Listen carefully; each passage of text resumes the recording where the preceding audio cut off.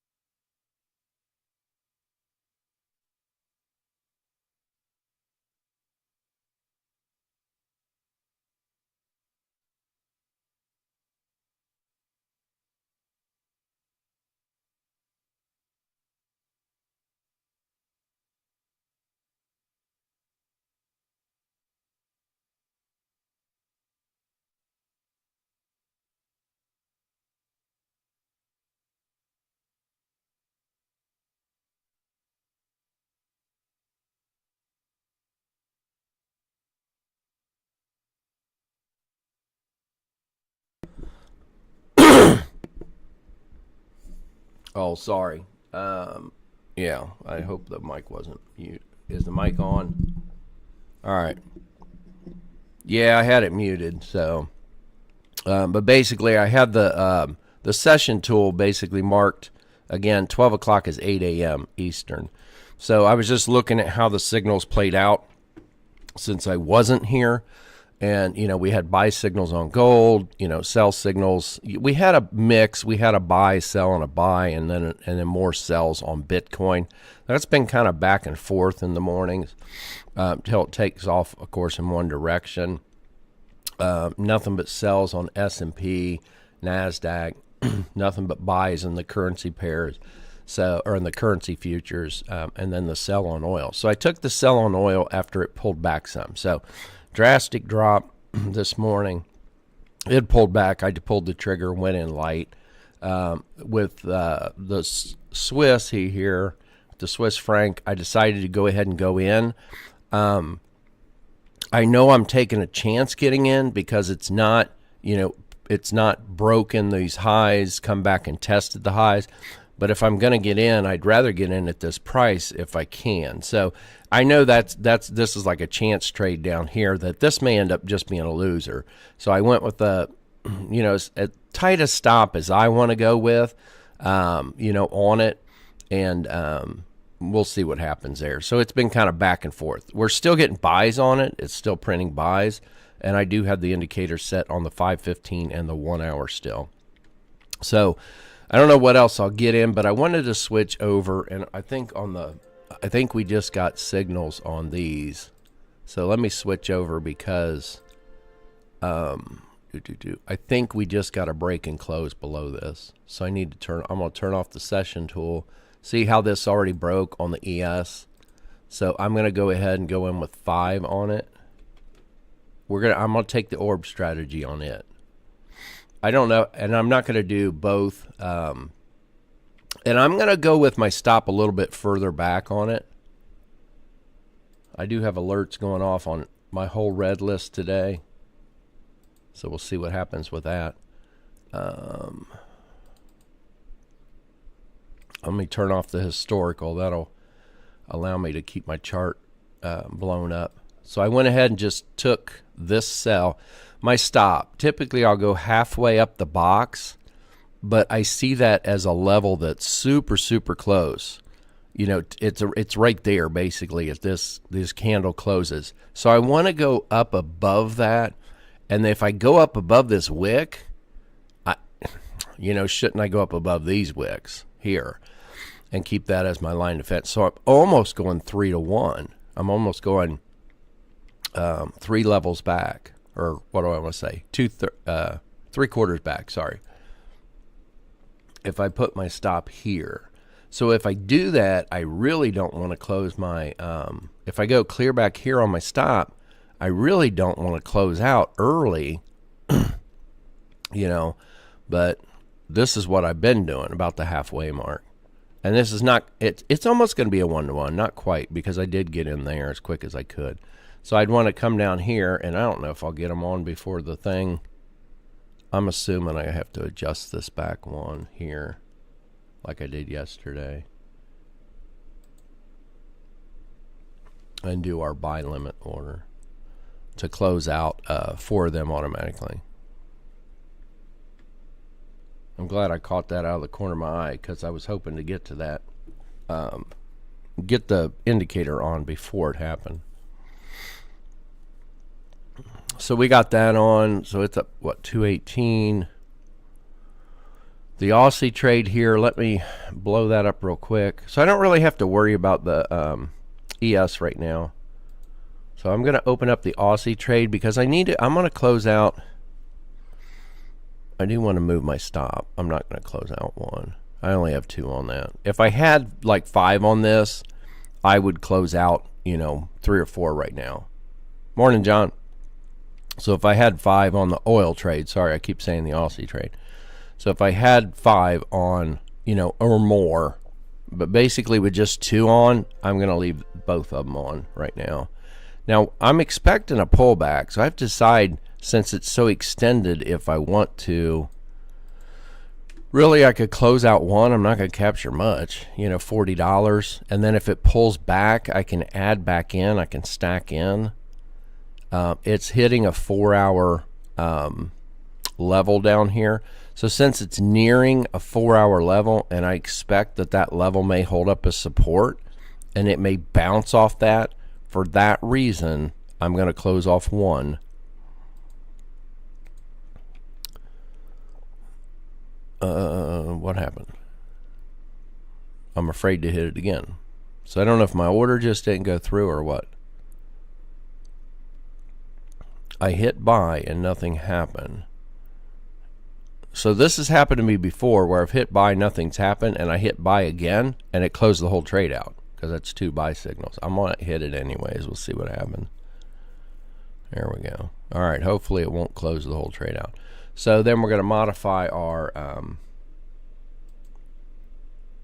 let me undock that because I hate it way over there on the right.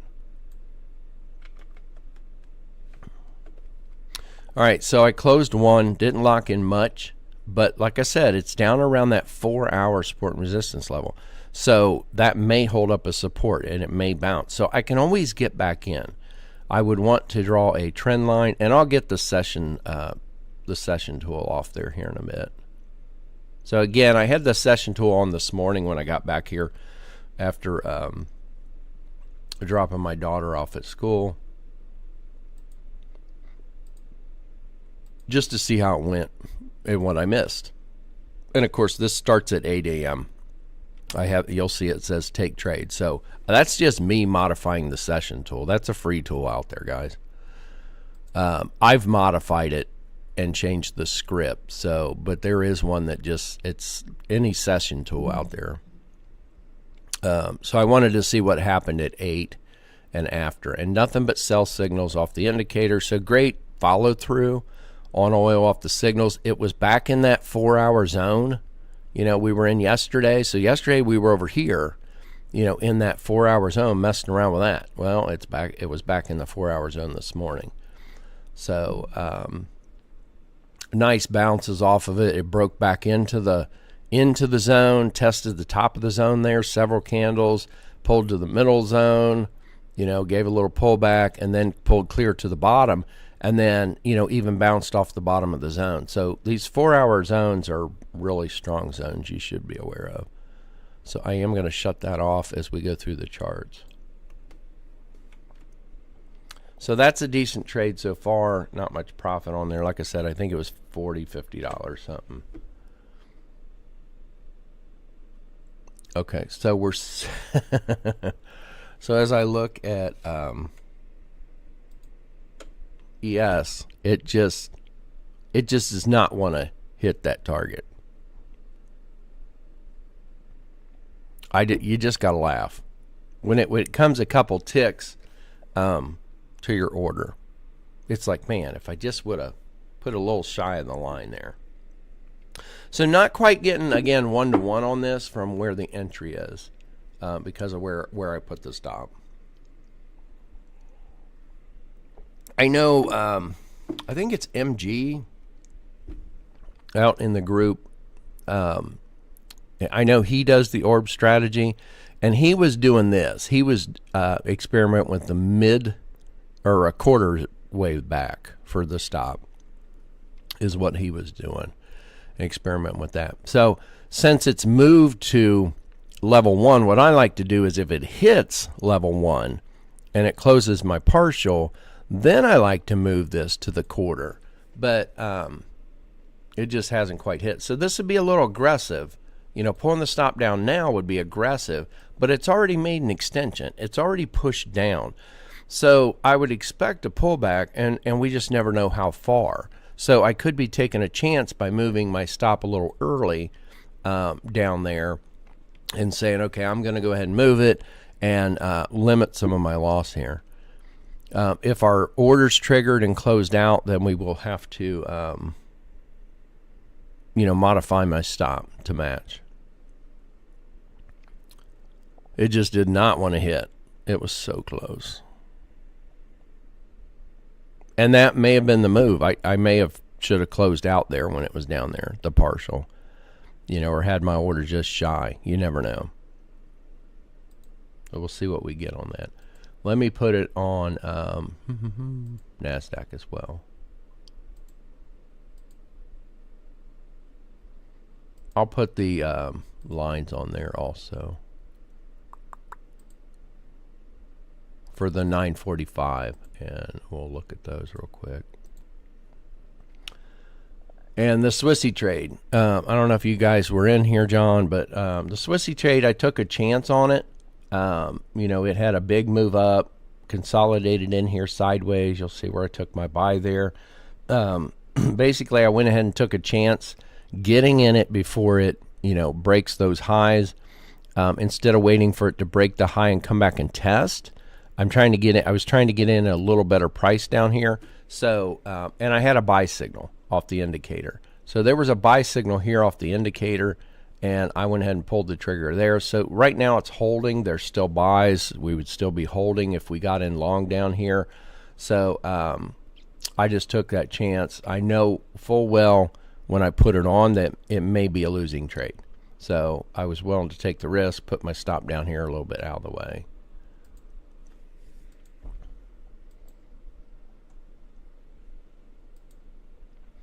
Let me turn off historical on Nasdaq. So we're doing kind of two strategies here. We're watching the power trade indicator, but then on the indices, we're switching over to look at the stock market break and see if they break and run. So Nasdaq, you'll notice it did the same. So it would not matter looking at whether you're waiting the first 15 minutes on this strategy. Or actually, it might have. No, it would. Well, I got to see where this candle low is before I say that. Okay.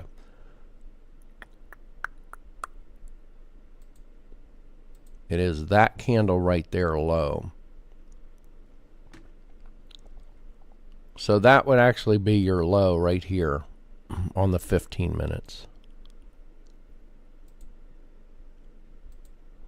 So that would be your high low. So this candle here closes pretty much right on that line. So I don't think you would have got in on that if you were looking at the first 15 minutes and waiting on a break. So I think everybody would be in on this candle break, whether you're looking at the first 15 minutes or the first half hour and waiting for a candle to close below. Because like I said, this candle right here just does not close below. I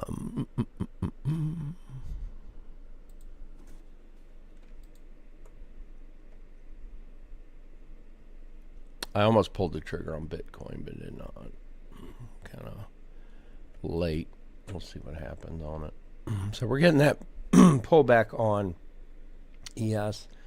ES is the same situation. If I turn off the line there for 945, we have the same situation on both of them, to where this right here would be your box if you waited just the first 15 minutes and took a breakout or close on the other side.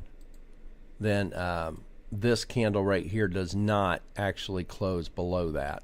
And again, we're waiting on candles to close. We don't just jump in on candle, because if you did, you would have got in. If you're getting in on price action, breaking and not waiting on a candle to close, you'd have got in and been pulled out if you used the half mark.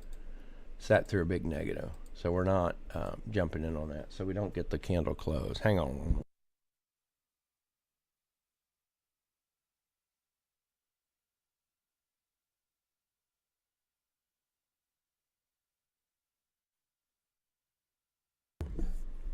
All right, sorry about that. Tyler come down here to ask me something. So again, we're waiting on candle to close, so you would not get in on that. I have to decide if I want to manually, since this is back down here and it failed to go below, my hope would be that it pushes through and pulls me out. So this is a decision where you have to say, okay, do we think it is going to actually get there or not? Because it failed to get there before. I've closed out trades before manually, partial, like this. I'll let it go, and I did, and as I'm speaking, it hit. So our take profit was hit. I don't even know what we got. We'll have to look. And I need to modify this to match my order. So we have one runner on. So we'll leave the runner on. I will pull my stop a little tight, so it's pulled past one. I really like to wait for it to close. So I already pulled it, to the quarter mark. So I started with it here at the half, pulled it to the quarter mark. So I can inch it down some. I don't want to pull it here to break. Whoa, I don't want to pull it to break even. I don't like that the chart's moving around on me as I move my order. So I don't want to pull it to break even because it could come back up to test this high. Okay, it could come back up to test that level. And I don't know if it'll do the wick there or, like the candle bodies, but you can draw a line, either one of those. And we know it could go back and test that. It can even wick past it and take me out. But right now, by pulling that stop down, I've limited my risk on my remaining contract. The reason why that toggles back and forth, guys, is because it's popping a new line. It's popping this new target 2 down right here as it moves. So that's why it's popping back and forth. Seems like it. So far that's been a good trade. As we look at the two, Nasdaq and ES, they're running right similar today. So both of them has hit level 1. It looks like Nasdaq did tap it a little bit, maybe. Yeah, it touched it. I don't know if you can see it, but you can see it actually. It went like the tail of the wick of that candle went through a little bit right there. So it did barely pop through. So it did hit level 1. We got a sell order on platinum. I'm not watching platinum today. I can go out and look at it and see what it's doing. Let me reset. Let me make sure these charts are reset.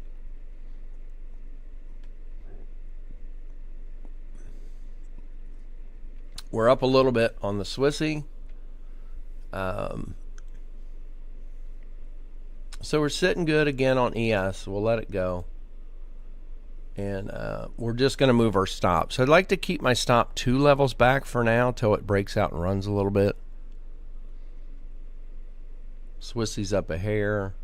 We're still sitting in oil. So that was a good decision. Like I said, it had been down on oil. So if I go back and put the session tool on, I was looking specifically 8 o'clock, you know, when I would get up and start trading. Again, I didn't trade any of these today, this stuff, because I was gone over at the school. It's like the last day of school today. So my daughter wanted me, they had a little breakfast thing going. So I hung out with her this morning. So that's why I was getting here a little bit late. So I didn't take any of these, but so far good sells on the day on oil. So I did take a chance and get in. It pulled back a little bit. I'm like, okay, you know, where do you decide to pull the trigger on something like this? So again, we had sells. You take a chance. It was below the 4-hour, you know, zone. It broke back down through. Let's see. I'm going to turn the zone off this because I want to look at a more aggressive down trade line here. So I'm going to look right here at this point A, and then I want to look at like this point right here, and that would be my point. I was looking between that one and this one, but this one is a little bit higher. So that would be my inner down trade line. You can get as aggressive with these as you want. You know, from like here to here, I don't, you know, well, that holds true over here. I wouldn't do any more than that. I wouldn't come down and draw one here because we've actually breached that already. If you would try to draw a trend line from like this high down here, well, we haven't technically. It's kind of going through it. So I don't expect that one to hold. Right? Because we're at a 4-hour support and resistance level. That's why I closed out half this trade. We got a sell order on the Aussie. Do you guys see those when they pop up? You might. I don't know if you see those when they pop up. I'm going to look at the YouTube stream.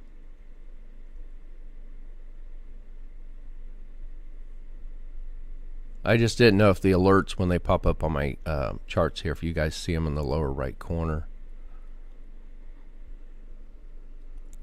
I know they pop up behind my head too, but those you can't see. I guess they don't show up on there. So, you know, we know this line's going to be broke. So what I'd look for is it to pull back, bounce sideways, whatever. And then we have to see what it does off these other lines. Is it going to eventually go through the 4-hour? Would love if it would, not really banking on it. Okay, and I don't really care at this point because my stop is at break even. So I can't lose anything on it. Didn't make much. And there again, I talked about getting into Bitcoin and didn't, and it's still moving without me. So as you look at, I'm trying to see what kind of lag we got today. As we look at ES and Nasdaq, they both just barely hit level 1. And that is something I noticed in the back testing on that strategy. So I'm kind of doing a mix, you know, the strategy off the Power Trader Pro, but then some people were interested in the, you know, the orb strategy, the opening range breakout of the U.S. stock market. So there's no reason I can't add that as a strategy to trade. You just back test it, you see what it does, and you trade it. I used to trade multiple strategies when I was starting in Forex because the London session moved differently than the U.S. session in Forex. So I had a little bit different strategy. It was basically the same strategy. It was just different levels, different targets that I was targeting. And the Asian session, of course, the targets are smaller during the Asian session. So you just take all that into consideration and adjust your trade plan. Gap trading's a thing. You guys know that. I've talked about that. Gap trading on Sundays when there's an opening gap. And that's just a different strategy. Doesn't mean you're abandoning your other strategy. It's just that typically on Sundays, it works good in the Forex market, not as good in futures. Some days it does all right. But basically you're looking at the opening range gap from Friday to Sunday when the market's closed, when our brokers are closed. Let's see, we got oil sell, kiwi, and pound sell.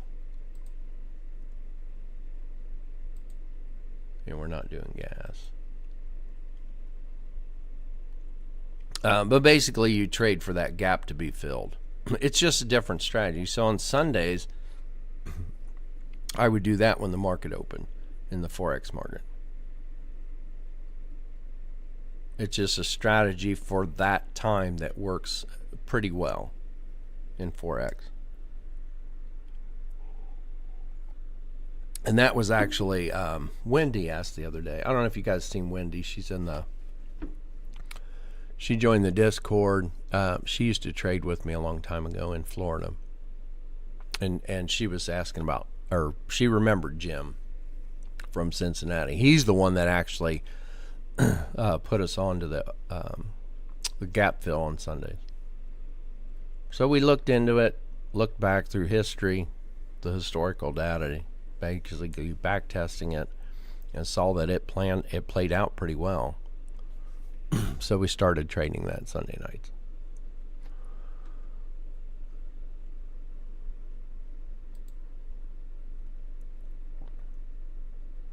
We're getting pretty deep pullback on gold. I don't know if we're going to get a buy or not. I'm looking at this. I'm watching structure on this. So the structure's going to probably build up against the buy signal if it breaks and goes down below this low. And if you look to the left, let's pull the session tool off. So as I look to the left, I see all these other lows over here. You know, where it over here it pulled up to this around that price level, right, that I just marked. It pulled up around there, turned, finally broke it, but then came down, pounding on the top of it. So that's, you know, basically it's resistance here becoming future support, old resistance becoming future support. So is it going to support and hold up, you know, gold here, or is gold going to break through? Okay, is that price level going to hold? So we'd come back and look for a level. I don't really like that because I really like the bodies of these and I want to include the wicks. So I'd want to come back and just extend it back. But that's the price I'm looking at, is basically right around here. Let's go to that body right there. So that I'm using that candle body just because I got my magnet on. But basically you can see how it's held up, you know, with support and resistance level in there. So we'll see how it holds up here. So what I'd be looking for is another buy. Unfortunately, it's going to take both time frames. The 5 and the 15 is what these top two are. Let's see.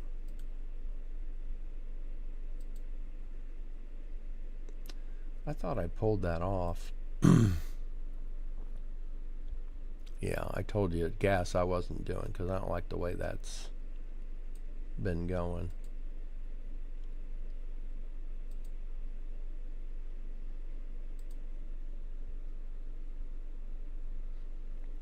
So we're gonna wait and see. Guys, I missed Bitcoin. Hopefully someone's getting that. I know somewhere someone's getting it.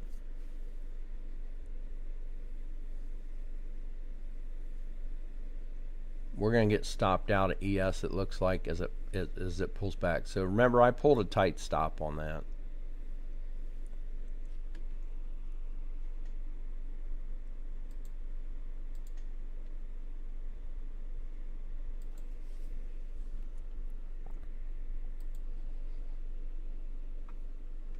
We can always get back in if it bounces here, if I get pulled out. I hate doing that because I'd rather have my stop up here and just stay in but I pulled it tight, so we might get stopped down here. Because it may have just, both these broke, went to level 1, they've pulled back, and basically I can see them bouncing here, both of them.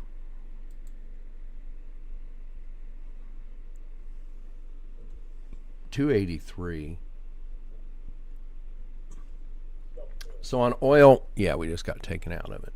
So we'd have to wait for it to pull back, and I'll draw a line here in a minute.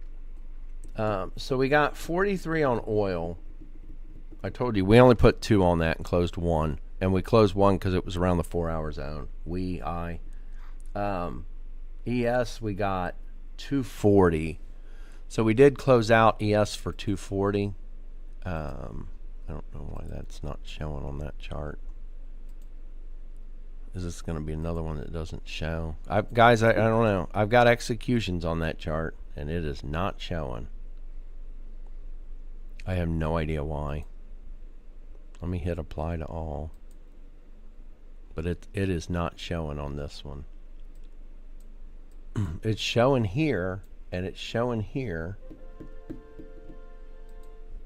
I don't know. Why do I have a bad chart? One chart that doesn't show executions. We know where I got in. And then we know I had my order to close partial. And then we got 240 on it.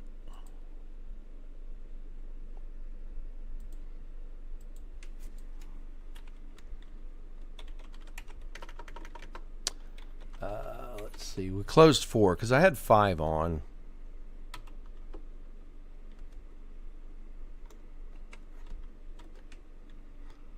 So we got 240 on that.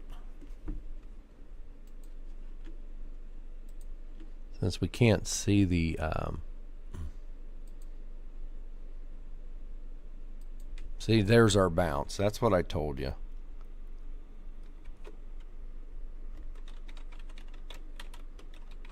That's what I told you I was going to hate. If it took me out because I had my stop tight and then just did a bounce. So I'll wait and see where this candle closes, but it's going to close red, more than likely. We'll see how it closes. So, and that's what I hate doing, is jumping back in on this when I was already in. I just have my stop too tight. Bitcoin's dropping without us.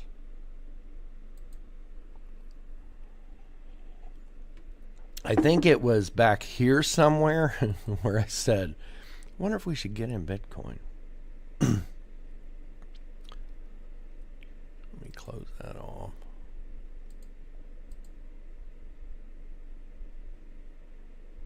No, it was down in here. It was after 10 o'clock. Here, right in here somewhere, those candles. So it's given a good drop. That would have been a good trade. So it was more like down in here. Where I said, I wonder if we should take it, because it's already moved quite a bit.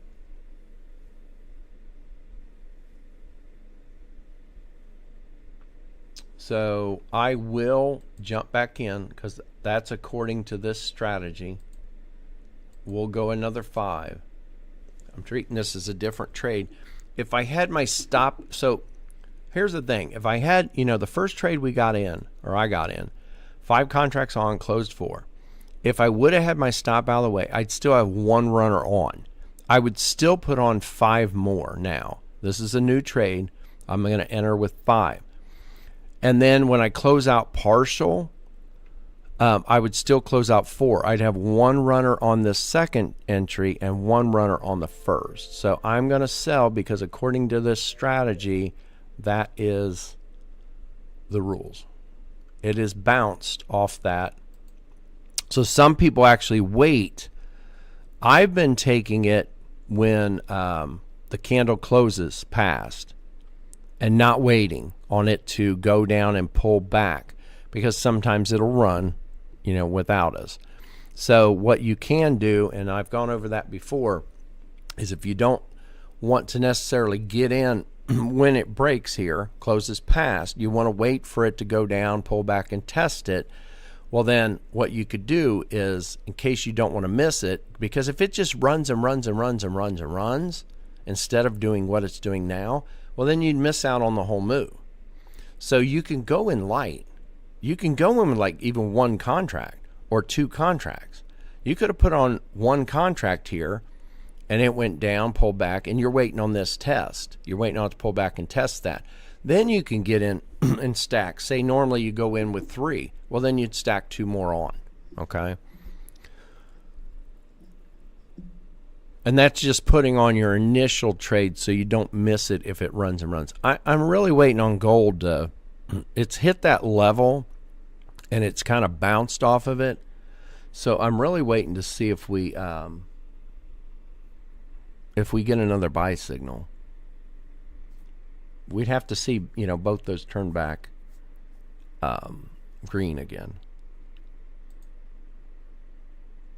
So Bitcoin had a rough start.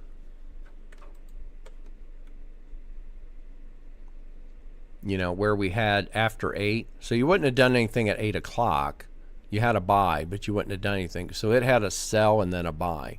So the only caution that I would have is, if you notice I have a big green line there. I'll give you one guess where this big green line come from.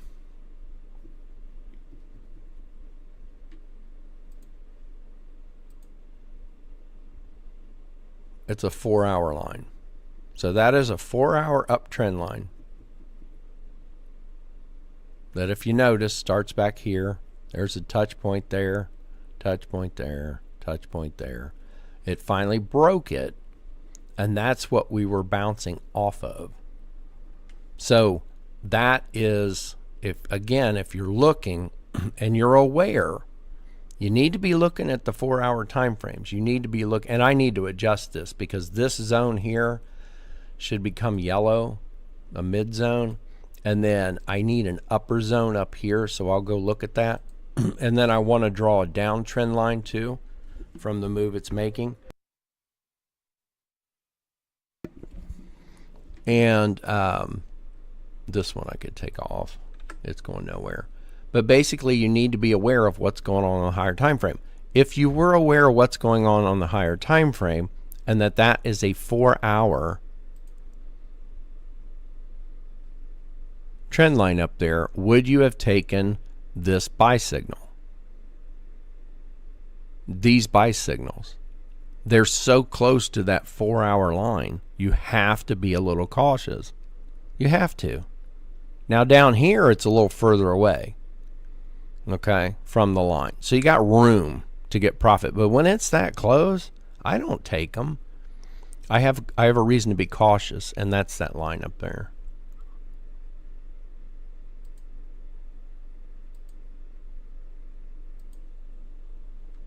So I'm gonna let's see, I draw a down trade line. I would have one across these tops, but that's like way out there. It's not that far down. So I'm looking for something that can actually support this downward move if it pulls back. So we're gonna go slapping some on here.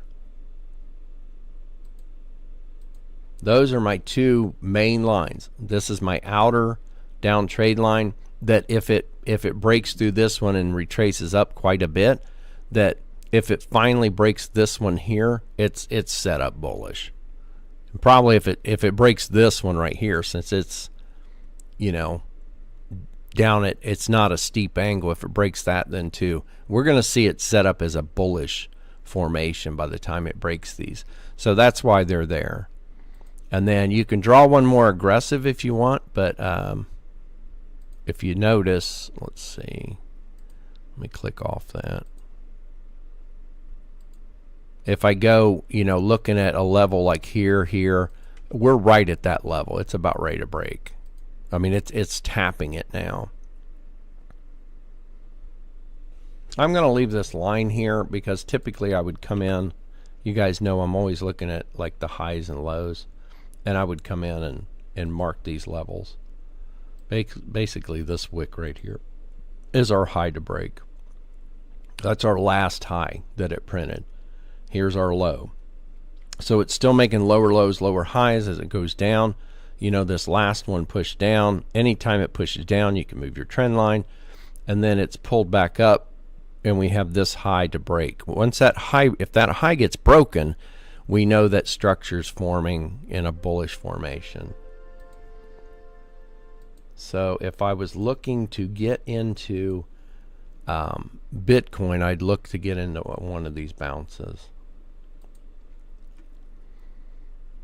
Okay, so we got to sell on gold. I'm going to pop 3 on. And I'm going to go with my stop up here. And then I'll double check my stop if that's where I want it. I'm going to go ahead on we're doing good here. So oil has pulled back to that trend line. Looks like it's rounding over on oil. So I like the way it looks, you know, because it looks like it's rounding over here. And we might be getting that bounce, so that would be great. I will, so on oil, if it happens to come down, back down to this level, again, the 4-hour zone, I'm going to move my stop. I'm leaving it out there just to give it room, see what happens. Since it is a 4-hour zone, it may bounce around above it the rest of the day, breaking through these lines. That's what I call kind of a time push. It doesn't want to break the high, doesn't want to break the low. It moves sideways. It has nowhere to go but through your line. So just because it breaks the trend line does not mean the move's over, you know, short. Just because it breaks it. Right now it has nowhere to move because of time. It's going to push through. So if it doesn't break the high, doesn't break the low again, then it's gonna go through the lines. It's got nowhere to go. So we'll wait and see what happens, but I like overall what it's doing. I don't like where we're at. Swissy, I'm about ready to be taken out of. So it's going to be a big loser on the day. Those are full contracts on there, so that there's no micro on the currency futures. So that's about as light as I want to go, is 2 on there. So I may be on the negative for the day because of that trade. And again, that was a big fat, I'm taking a chance. There were buy signals here, and I thought I'm going to go ahead and get in. It did nothing but tap that previous high, and it looks like it's going to stop us out. We were up a little bit on ES again, so those really haven't done a thing. I will go look at Russell and Dow here in a minute. Yeah, so I want to keep my stop where it is. Some people will go candles back. I don't normally do that. So this is a candle. You know, we had over here, we had a break of these lows over here. And then we had a candle close below. It looks like it's pulling back up to maybe test that level. It may do that, it may not. I mean, it could break through. But overall, I got in on a sell signal. And we'll see what happens. I don't have a... So I like where the stop is. So a true 1-to-1, if we're looking for that on our closed partial, I have to turn this off. Let's see. So we got in basically on the sell candle, the close of it. So that would be our 1-to-1.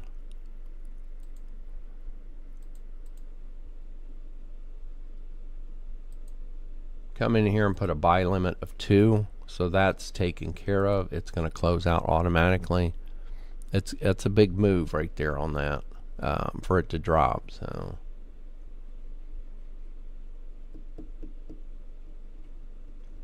So the ES, the second trade, is chewing up the first trade.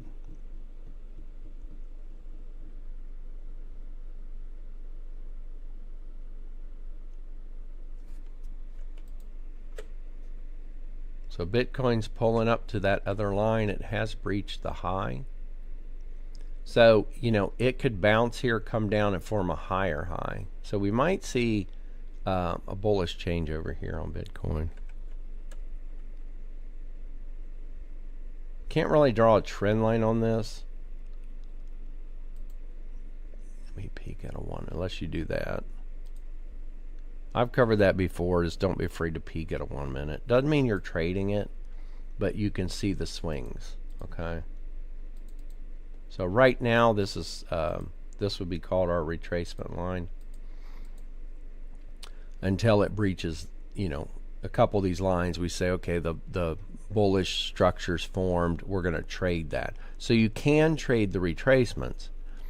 It is a little bit riskier, so just put on less contracts. So you can trade this retracement up. So it pulled up, bounced off the line, came down, broke it. Now it's breaching that one. So again, you can trade this retracement, and the retracement, right now it's a retracement because we had a bearish move over here.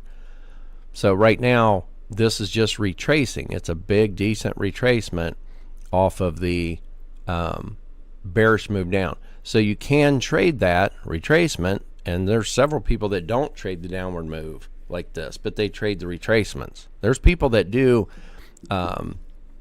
they only trade retracements. They just trade the pullbacks, and that's it. But so you trade this down, and then you could trade the retracement. John, I didn't see what you had asked there. Sorry about that. But just go in a little light if you're going to do it, because it may be short-lived, right? We may trade this retracement, and it could break the retracement line. So this is a retracement right now. If it finally breaks this other one, then obviously it's a trend. So the retracement can turn into a trend. I haven't decided if I want to, I mean, we're still holding short on that one.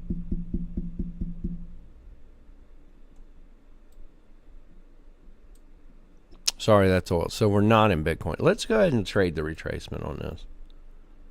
But I need to watch it a little closer. We'll go ahead and buy 2 on Bitcoin. So I'm going to trade the retracement, which means I'm also going to go with the pretty decent stop on there. So we're going to look for a tight stop, tight profit, because if it breaks this retracement line, well, then that downtrend may continue, right? Okay, cool. I thought maybe I had. That's why you popped it off there. All right. So we're going to trade the retracement. We'll see what happens. But again, and where did I have my stop? It was not there. It was down here. If it breaks this retracement line, then we may see a push to the downside still. So this is pure risk right here, trading it. So you have to go in with lighter contracts. You're not going to put full contracts on this. I don't feel as confident in this going up and hitting up here as I do, as my confident level is in it breaking and continuing short. After all, it's been short off a 4-hour trend line. That doesn't mean it can't get up there. It doesn't mean it can't go all the way up here to test the backside of that 4-hour line again, okay? It's just your thought process you're going through. What could happen? I'm in light. I'm going to trade it up to this target. I'm going to close half off. If it gets up near that target, I'll close half off. And I want to go for a 1-to-1, so we'll mark that. But I always have to know, it has to be in the back of your mind that if it breaks this retracement line, and just because it breaks it, you've got to do the if-then scenarios. If it breaks that retracement line and comes down here, can you not see it possibly bouncing there and still getting up to that line? It could happen. It could bounce or break and bounce up the back side of the line. I'm sure you guys have seen that before. If you've looked at charting for any length of time and drawn trend lines, you'll see where we're getting sell signals here. Buy. Oh, I like that. I think we just got a buy on the Swissy. So again, just because it breaks it, it doesn't mean it's not going to finish its move up. It could bounce up the backside. So I could see it doing that. I could see it breaking. So again, our stop has to be out of the way of that move. We don't want wicked out just for it to continue going. So we're willing to take this loss. I'm willing to take this loss on a chance that it'll go up here. And I know that it could be a big fat loser. All right.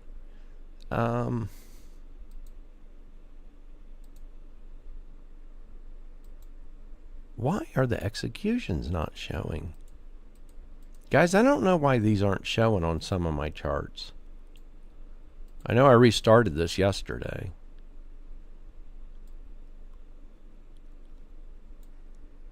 I don't remember which candle I got in on. I mean, I know where it is, the order. I don't know.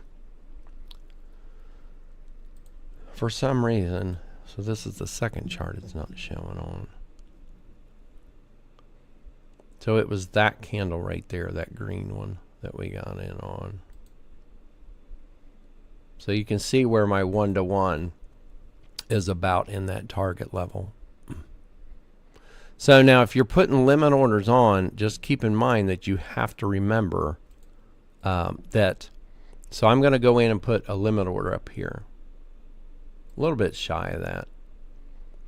And we want to sell limit to close off one of my contracts. So a couple things to remember is that if it does come and hit my stop, I have to remember I have that hanging order out. I've seen people blow their prop accounts by doing that, where it comes and stops them out. They forget they have a limit order here.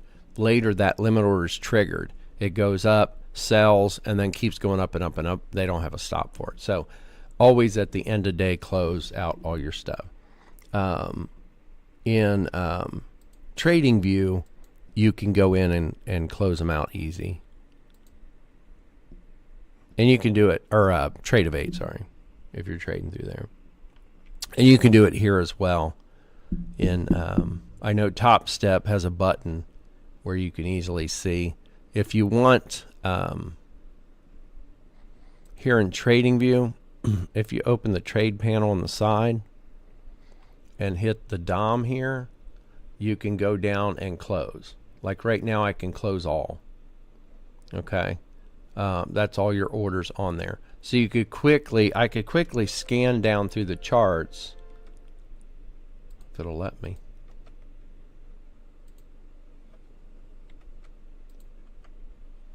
It's not. Let me take that off. I could quickly scan down through the charts. There's oil, we're out.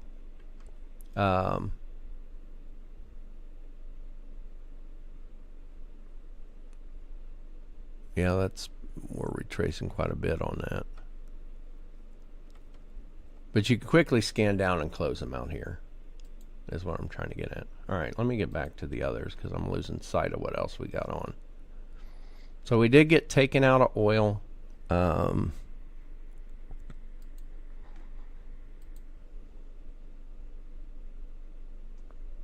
211, let's see.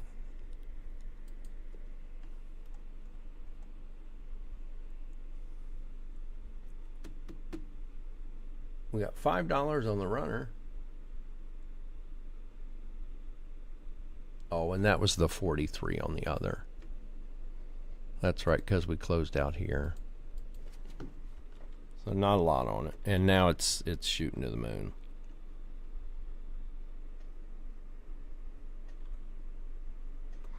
So that was 43. Sometimes I lose sight of what trades I'm on after we get I get into talking about something else. So I did get stopped down on gold. So gold did pull back up. We had the sell signal. I sold. It pulled back. I had a tight stop and it stopped me out. So I need to remove that order there.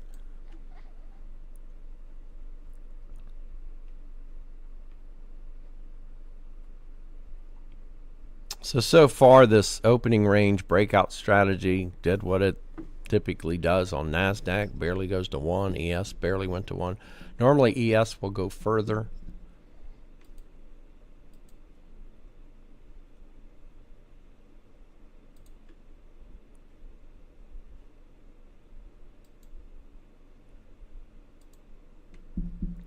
Look at Russell. Russell got through 1 a little better, But your order would have been here.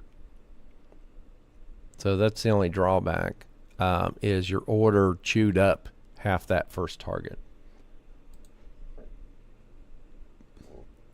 And then, of course, Dow didn't even get down there to 1.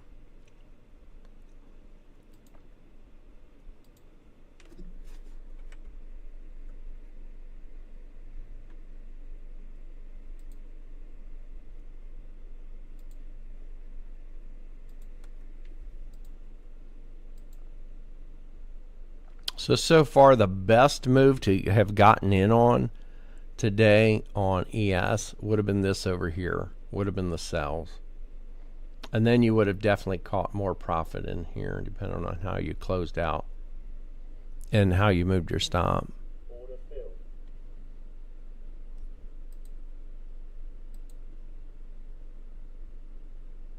Yeah, see, 8 o'clock was back in here.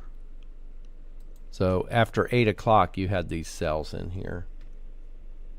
So that played out better than what this orb strategy did today.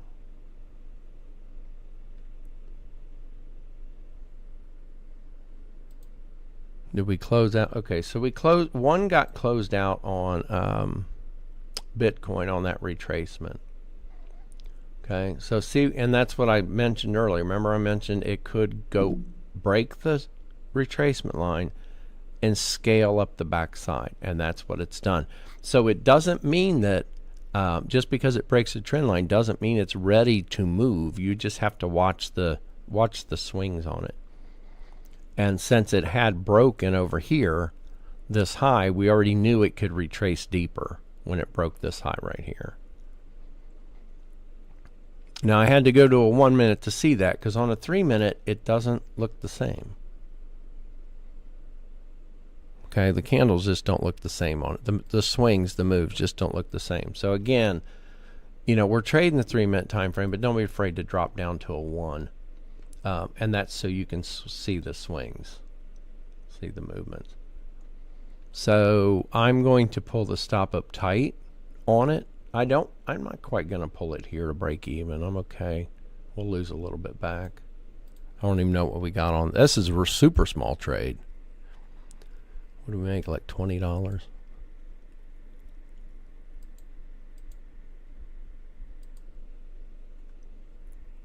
But that's, yeah, I'm waiting on this to load.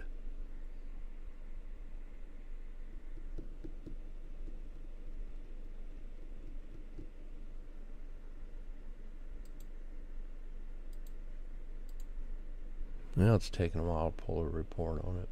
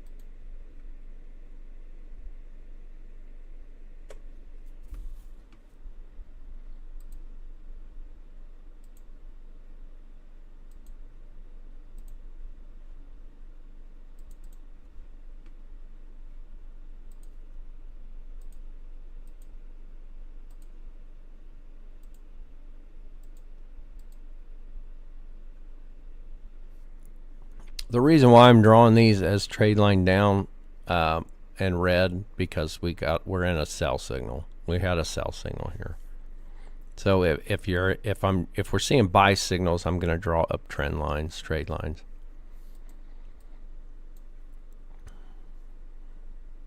I'm going to hate if this goes down. So typically I'll leave my they must be lagging because they still can't pull a report. I'll leave these on to see what it does after the trade. So we know I got stopped out. I put a real tight stop on that. And the reality of the stop should have been, you know, way up here.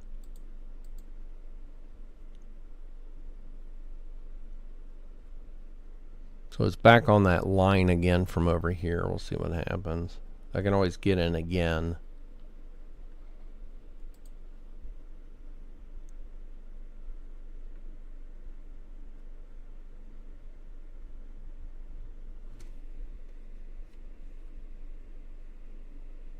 Swissy's still been back and forth.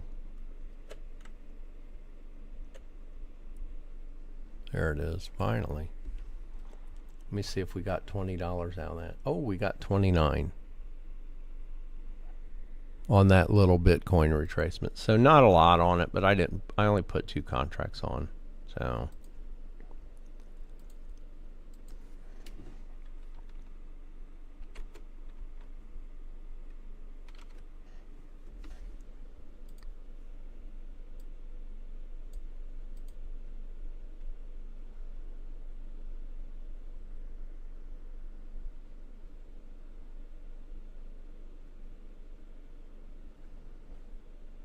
I'm going to leave that on the 1 minute as well.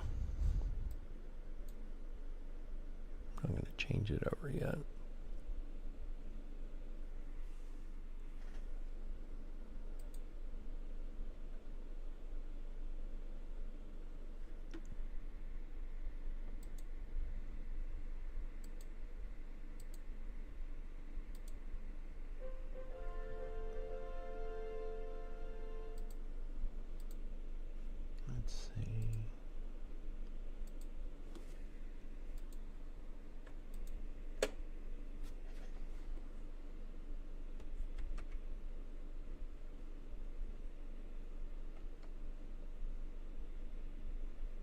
I'm looking down through the currencies. Canadian dollar's been back and forth.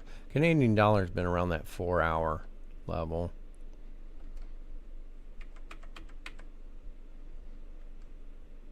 I'm disappointed in the Swiss franc today. It just hasn't done anything. Back and forth on us.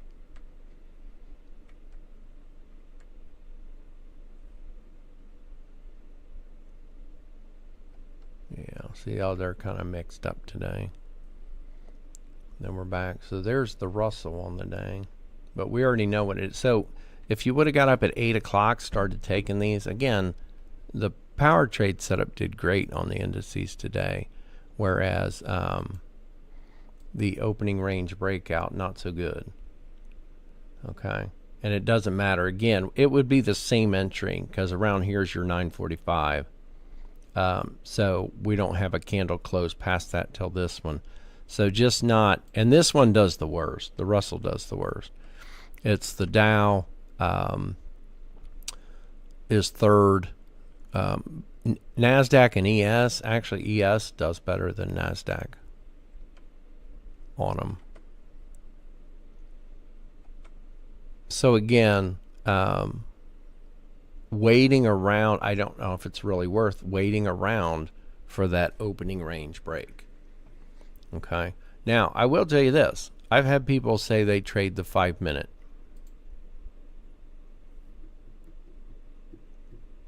On this.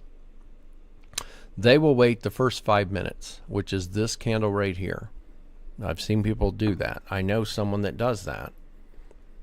And they take a lot of losses. If you look, they'll take it when it breaks past the first 5 minutes. So this is your 5 minute candle. They take that sell. I don't remember what the rules are for their profit, but if they didn't take profit here, if they go with the stop halfway on that 5 minute candle, they would have still been in, luckily, almost taken out but been in, and it went to profit. But you're sitting in the profit for a little bit. 5 minute candle there, you're in profit, and then this one you go in the negative. And then this one you pull back out to break even, because where this is right here and closes, this candle is about there. So you're almost to break even. Then you're back in the negative a little bit. And then finally you're at break even. So we'd had what?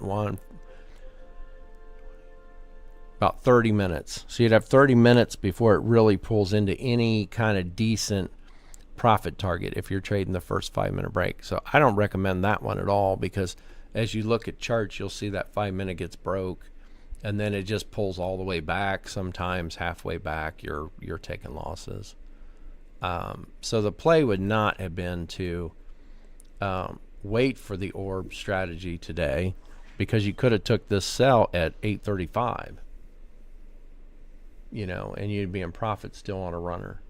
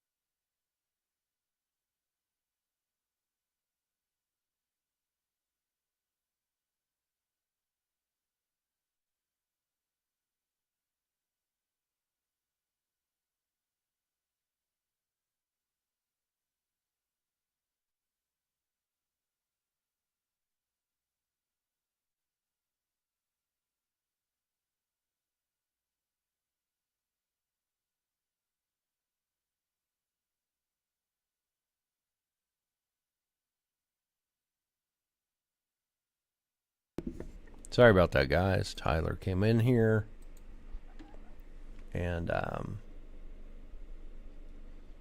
wants to go to Columbus.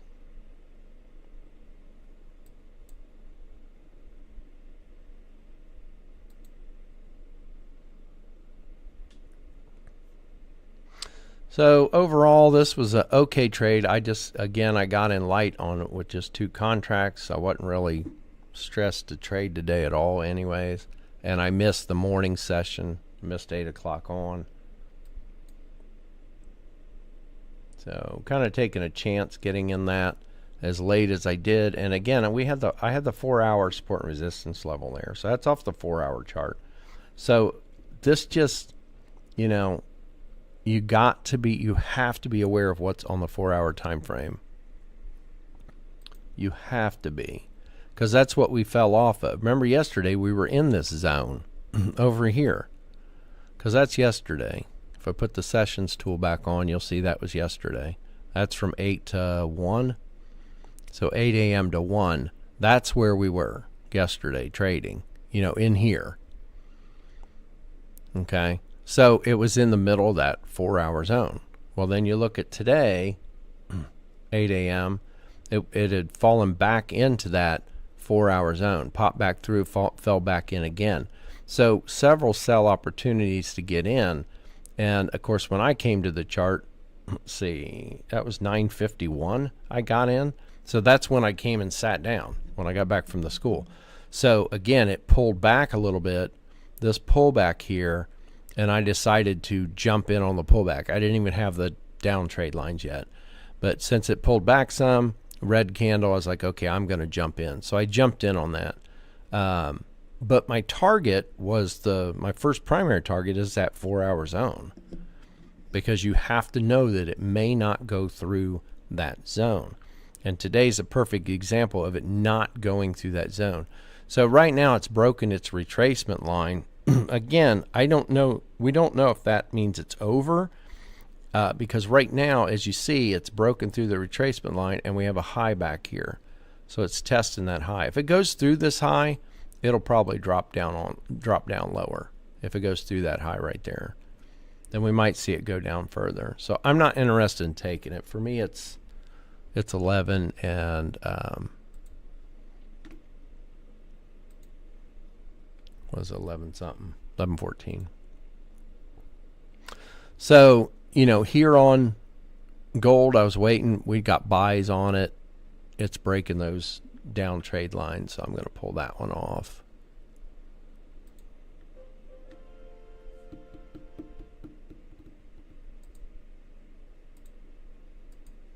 That's still on Russell. We're still in the stinking Swissy. It's back up positive again, guys. It's just back and forth, back and forth. Almost wicked us out here. Just left it on. It just about did. It came down and wicked down there and almost took us out.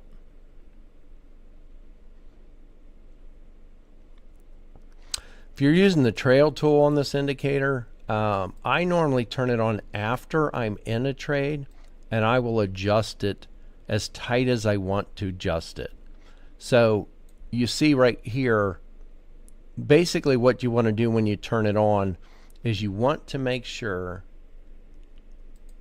that when this switches over from a sell to a buy, that's when your trail turns over. Okay, so you might need to adjust it. You want to adjust it that way. And then you'll look to see how tight the moves are, and then you'll see that that's actually a decent level for the stop. So I would leave it there. That's where I'd trail my stop. I don't have a chance to move my stop yet, because it hasn't broke this high over here. That's what it's trying to do right now. We had this first high here. It never really broke it. Okay, it pushed up through and then pulled back in the negative, almost took us out, or me out. So it's breaking. I don't know if it'll break yet. We have this wick right here. We'll see what it does. It's just been so reluctant to break these levels.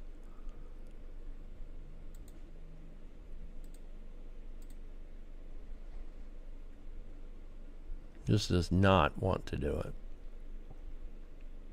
So I have to decide on this. Do I want to sit in the negative in this again? So I was in the negative several $100s on this. And do I want that to ruin my day? Almost taken out. It's in the positive a little bit. I'm not really interested in closing out half. I'd rather leave it all on. So I have to decide if I want to move my stop up. And I'd be moving my stop up aggressive because right now the trail's down here. Still the flat plateau of the trail is down here. So ideally, I'd want my stop down below that, even though we have a tail up here. So I could come up here somewhere, but I don't know where that tail's going to end up going. You know, this tail right here is moving right now as it goes up and down. So that's getting kind of aggressive, moving my stop up there. But I have to decide, do I want to sit in the negative again if it pulls back? Do I want to ride that out for the rest of the day? Or would I rather just come up here and say, okay, I'm done with the Swissy? You know, or I could close out one. And that's what I have to decide here. Do I want to close out one? It's not ideal because, you know, when I got in the trade, I had to stop down here. You know, because we were almost stopped out there. So I'm not even closing out at a 1-to-1 if I do, and I don't like that. But I have to decide, do I want to sit through that again? Let's see, we got in here. Yeah, on that candle right there. I guess we're almost at a 1-to-1. We are almost at a 1-to-1. All right, so let's do that. We'll close one. Since we're almost at 1-to-1, I don't know if it's going to get up there or not. It's having such an issue breaking these highs. I'm going to close out 1-to-1. I didn't know it was that close to 1-to-1. So we'll close one off. And then I'm going to change that. Well, I'm glad I used the profit target tool. And you guys know that's just the fib tool. So, again, trailing the stop, if I'm using that stop trail, ideally you need to keep it down below a plateau. Something like that. But that's given back quite a bit, and I just don't. I'm not looking at that. We already had some losses today, so I'm going to move it aggressive. I don't want to move it to break even. Break even up here is a little too aggressive, so I'm going to keep it down in here somewhere.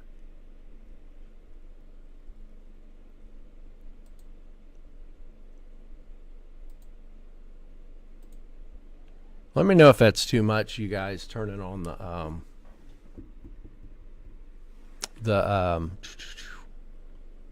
turning things on and off. Again, I just had the session tool on just so you guys could see where 8 o'clock was in relation to getting on here at 10 to do that orb strategy for people. The power trade indicator is in the Discord. You can go in the Discord in there. It is in Trading View. So if you go into our Discord and just join the power trade team, it's in there. You'll get access to it.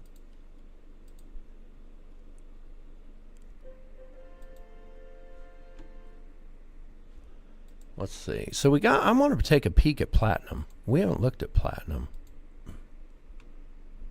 Let me see something here real quick before I do that.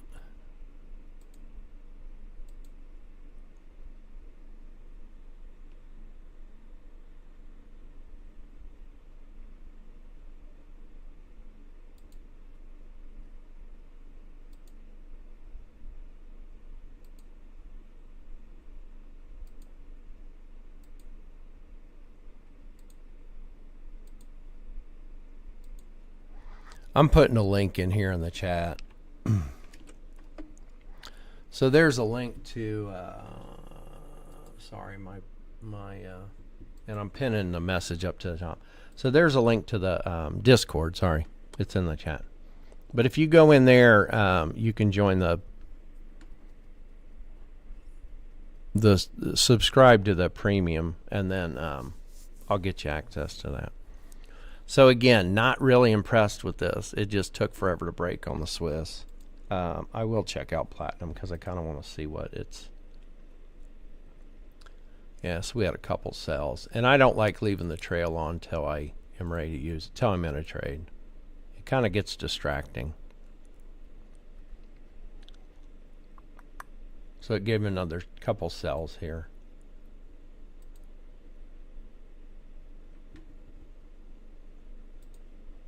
Let me get out of Platinum, back in our Swiss trade. So again, I turned on the alerts to give me all the sells and all the buys on my red list. That's why we're getting so many. And there they are. So it's been working well on the signals. If you're doing the red list though, or your list, I think you have to have premium. I don't think, and you can have 2 alerts like this on a list, your whole entire watch list. So it's basically signaling on all these right here is what all the currencies, and then up here on like gold, Nasdaq, ES, Russell, Dow, Platinum, Bitcoin, and oil is what I have the signals on today. And then gas down there, but I'm not trading it, so that's why I dropped it to the bottom. But if you do, I know if you do have the premium, and there's a way to look at what you got. I thought it was over here in the, here. If you go to alerts and you click here on the 3 buttons, I don't know what else they call it. I've heard it called ellipsis. If you click on that and look down here, your alerts by type, these are the amount of alerts you can have. So I can have up to 400 price alerts, 400 technical alerts. I'd be like off moving averages, MACD, anything. And then my watch list alerts, I can have 2. Now I've maxed it out, but on the premium you can have 2. And I don't know, so that's where you can find out off your subscription if you can do watch list alerts or not. Just again, click on the alerts, this little alarm clock, and then click on that ellipsis there, the option tab, and you can see what kind of alert you can have. So I believe you have to go, this is premium, and it's 2 of them. So I believe if you have like the plus and below, you don't get a watch list alert. I'd have to go up to the next level to get 2 more watch list alerts. So basically all I could do is this right here, the Power Trade Pro sell and the buys. So that's what I have set up. I have it to where when we get buy alerts on my whole entire red list, and then on this one I'm getting sell alerts on my whole entire red list. That's what I like to see. Those are the items I'm trading, so I'm just going to let it get alerts on all of them.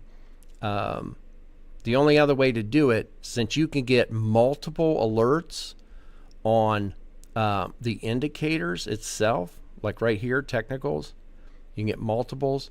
You can do this right here. If I tick these on, so this is a sell. This is set up on gold. So these 4 on gold. If I want to see a buy and a sell on gold, I click those 2.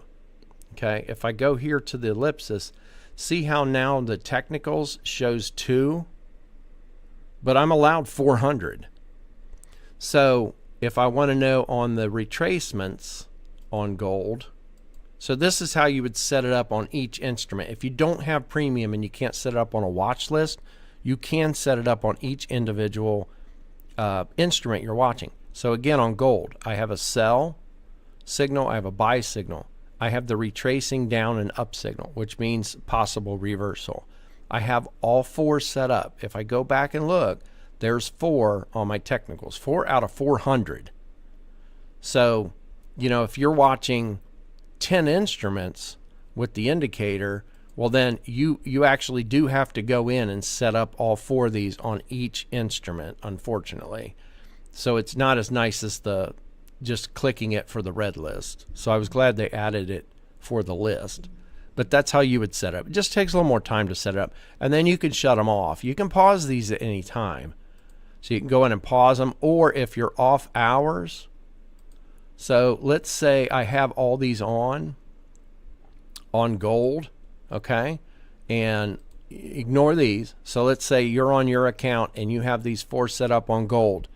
And ES and Nasdaq and oil and Bitcoin, and you've got all of them set up. You do not want to sit there and go through and click pause on each one of these, right? So if you click up here on the options, you can go down and pause them all. So here I'm going to be, we're going to be quitting around noon, and I'll be done for the day. So I don't want the alerts going off when I leave. I can quickly just go in here and pause all of them. Now everything's paused. I won't get another alert. So if I trade tonight, I can come in and I can restart all the inactive ones. And then when I'm done, I'm getting ready to go to bed, I come back and pause them all. And then guess what I do tomorrow morning, 8 o'clock. Tomorrow morning, 8 o'clock, boom, come in and restart them all. That's as easy as it is. So it just takes some time, setting them up on for the first time. If you don't have the premium where you can set up on a whole list, is all it does. All right, not too big of a deal. It just takes that little bit of time to set it up, and then once it's done, you can pretty much walk away. The alert all, that is if you want to set up one. So like if you did not want to set up 4 different alarms like this on gold, and you just wanted to, I'm lazy. I don't want to take the time to set up 4. So let's say you're watching 10 instruments, and you don't want to take the time to set up 4 alarms on 10 instruments. That is 40 alarms, by the way, right? So let's say you're like, man, I don't want to do that. That just sounds like too much like work. So we have this one that is a one-off. So we could go to gold, click alerts, click the power trade, and this goes with any alert you'd have. And then we have the option here for any signal, and once per bar close. So what that's going to do, if I create that one, and now that one's should be up top, and it's going to go off when any signal goes off, okay? But it's going to be, it could be a buy, a sell, or reverse. You're just going to have to come look at the chart. So that's if you're you just don't want to do it. You don't want to set up 4. You're watching 10 instruments, 12 instruments, whatever, because you're like, well, I typically only trade 3, but if I can get an alert on something, I might look to trade it. Doesn't mean you have to. And you're like, well, I think I want to do 10. So those 4 alerts would be, 40 if you're watching 10. But that's what you do, is set that one up. You just have to come look at the chart. We're getting them on Bitcoin. They're firing off. And when you set up the alerts, it goes by time frame. I don't know if you guys know that or not. But you'll see right now on interval, it's 3 minute. You can click it as same as chart. I don't do that. I leave mine on a 3 minute time frame. I want to know when the 3 minute chart signals me to buy and sell. So I leave this on 3 minute. Because right now, we've got, what did we have? We dropped down to, Bitcoin's not there anymore. I need to change it, but we had it on a 3 minute, or a 1 minute, sorry. But the alert will still be set on a 3 minute time frame. So I don't change mine to same as chart.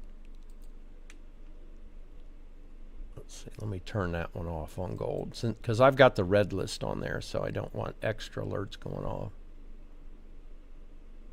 We'll take that one off because I'm not really using that one. That was just to show. All right, get rid of that. So we're still in the second trade in ES. Hasn't done a thing. Yeah, there is red folder news today. Candace is on it. Oh, you're asking. I don't know if that'll weigh in on gold too much. I would definitely be watching the British pound, on that. And what I like to see specifically on the currencies is how flat they get before news. So I am going to limit my risk on this. So this is the second trade on ES. So again, it pulled back, got in short here, closed partial when it hit 1. It did not go past 1, guys. So this orb strategy on it was okay today. This is typically what you'd see on Nasdaq, is it barely goes to 1. So it was okay. I mean, I was able to profit on it. And then when it pulled back, I jumped back in. So I would still have a runner on. So I put another 5 on and this red candle here, my signal candle. I always wait. So I like to wait for a red candle if I'm getting in short, green candle getting in long.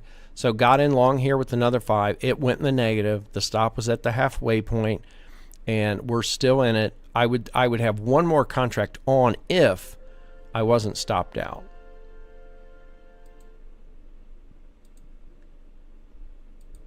I'm clearing some of these alerts that are popping up. So right now, we're a little bit in the positive, nothing major. I am going to go ahead and I forgot to do this. I want to come in, since it did not go past this, I want to come in here, and we're just going to go ahead and put a buy limit of 4 in here. It's tight. We're offset. I mean, as far as my risk to reward, this is horrible. And that's what I mentioned to you guys that are trading this, or if you're even looking at it, is a lot of times Nasdaq, ES would only go to level 1, especially Nasdaq. So that being said, if you're using the halfway point as your stop, like I have here, you're offset. This is what you're going to look like most days. And you would have your take profit on that line. Okay, and it barely triggered us here. So that's why I've backed mine off a little bit.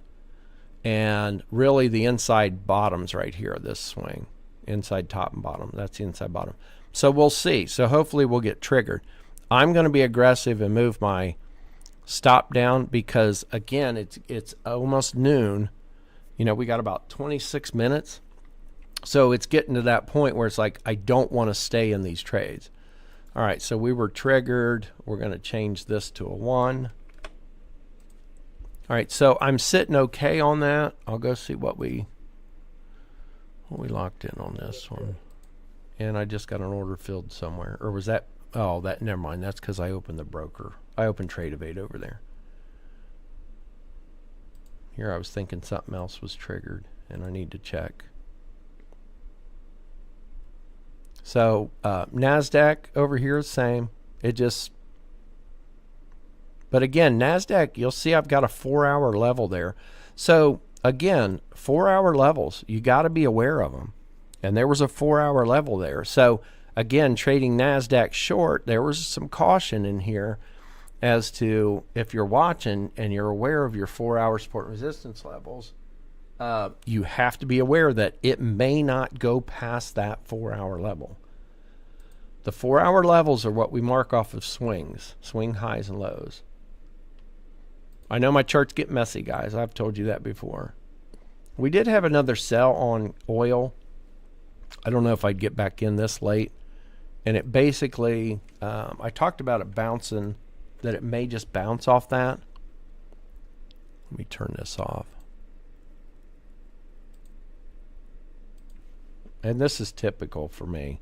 So it did break that retracement line, gave a sell signal, but remember I talked about the high over here, the wick, that it broke here, that it was coming down to test, and it could still go all the way back up to this line. So we're seeing it. What it's doing right now is it is consolidating. Okay. And this is when you would look to draw like a pendant formation. We're looking at the low here. Okay. And if you look down these highs, and if you were to draw a line across the two, okay.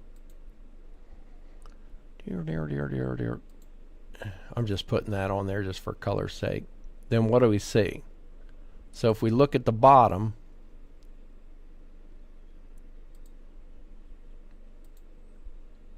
and we look at this top, okay, we basically have a pendant or a flag formation. Now this is just me. I like to turn off the magnet and I like to drag the back. I like a straight. I like it looking like a true pendant flag. So that's our flag formation or pendant.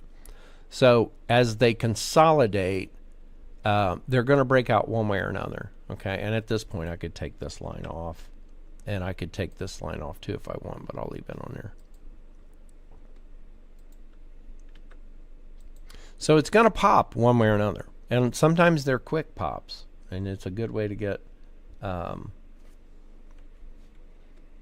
quick trade in. All right, so we're sitting good on ES. Oh, we got 155.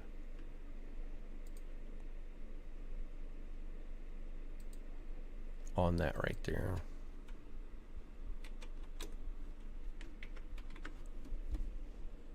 Yeah. Yeah, sorry I blanked out there for a while, but Tyler come down there asking if he can drive up to Columbus. I don't know. Going to do some top golf. We're definitely going to pull the trade off here. We had the buy signal on gold, but I didn't get back in on that. We're missing Bitcoin's what we're missing.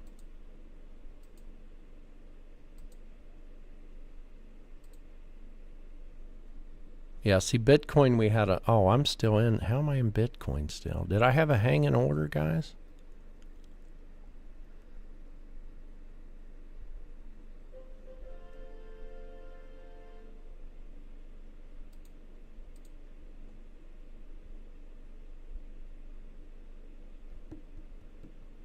I'm just looking at the signals we've had.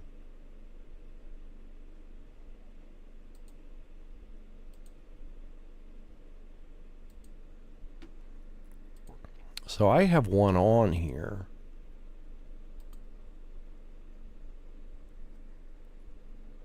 And no stop, so I need to put a stop on that.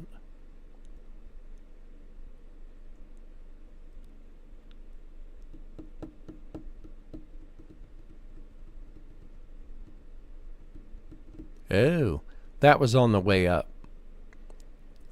So remember I traded this, I'm trying to figure it out. I traded this retracement with 2 on. We closed 1. I didn't change my order. So when I moved my stop, I didn't change it. So that's like a happy accident. I forgot to modify my order down to 1 to match the order. It was still on 2. So I'm just going to come in and put a stop in. We definitely got a sell signal. Let me take this off because this was on our retracement trade. So remember we traded that retracement up, said it's a little riskier to trade the retracement, had a target there. It did not get up there to the target. So we closed out 1 contract. So that's a small trade, like very small. So since we have a sell signal, this is okay.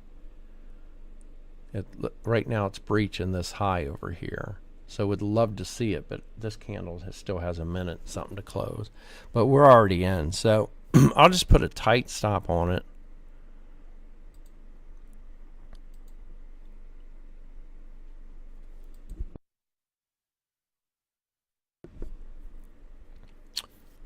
And we'll see if it breaches that low.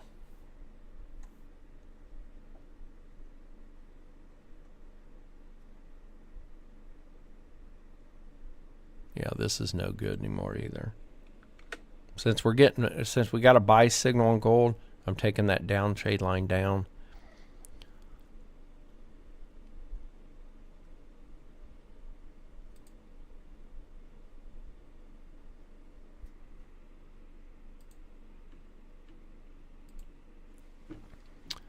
Yeah, let me go look at this.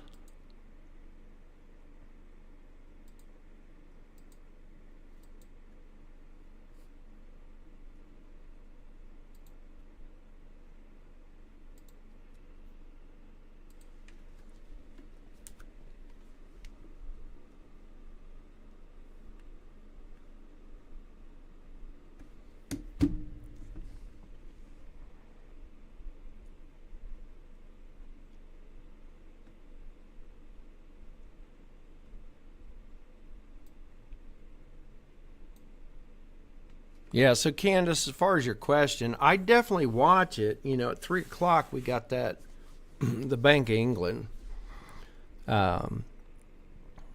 So, they got their speaker coming on, and you could see gold move. Everything's kind of intertwined. When you start getting into the currency pairs, and in here it doesn't matter. You can trade straight currency futures. You're going to see the same moves. I could pull up my MetaTrader chart and look at the Swissy, and you'll see these same moves on there. And they're all intertwined because they're all tied to the U.S. dollar when you get into currency pairs. So even though you would just be trading a currency future, you have to remember that they're all in sync with what the U.S. dollar's doing. Dollar strength, dollar weakness for the U.S. dollar. And don't forget tomorrow morning, 8:30, we got GDP and Canadian dollar. And then we got the price index for us. So those both come out at 8:30 in the morning. So I'll be watching I'll have the Canadian dollar up tomorrow. It is Friday, right? With Monday being a holiday, I've got my days mixed up.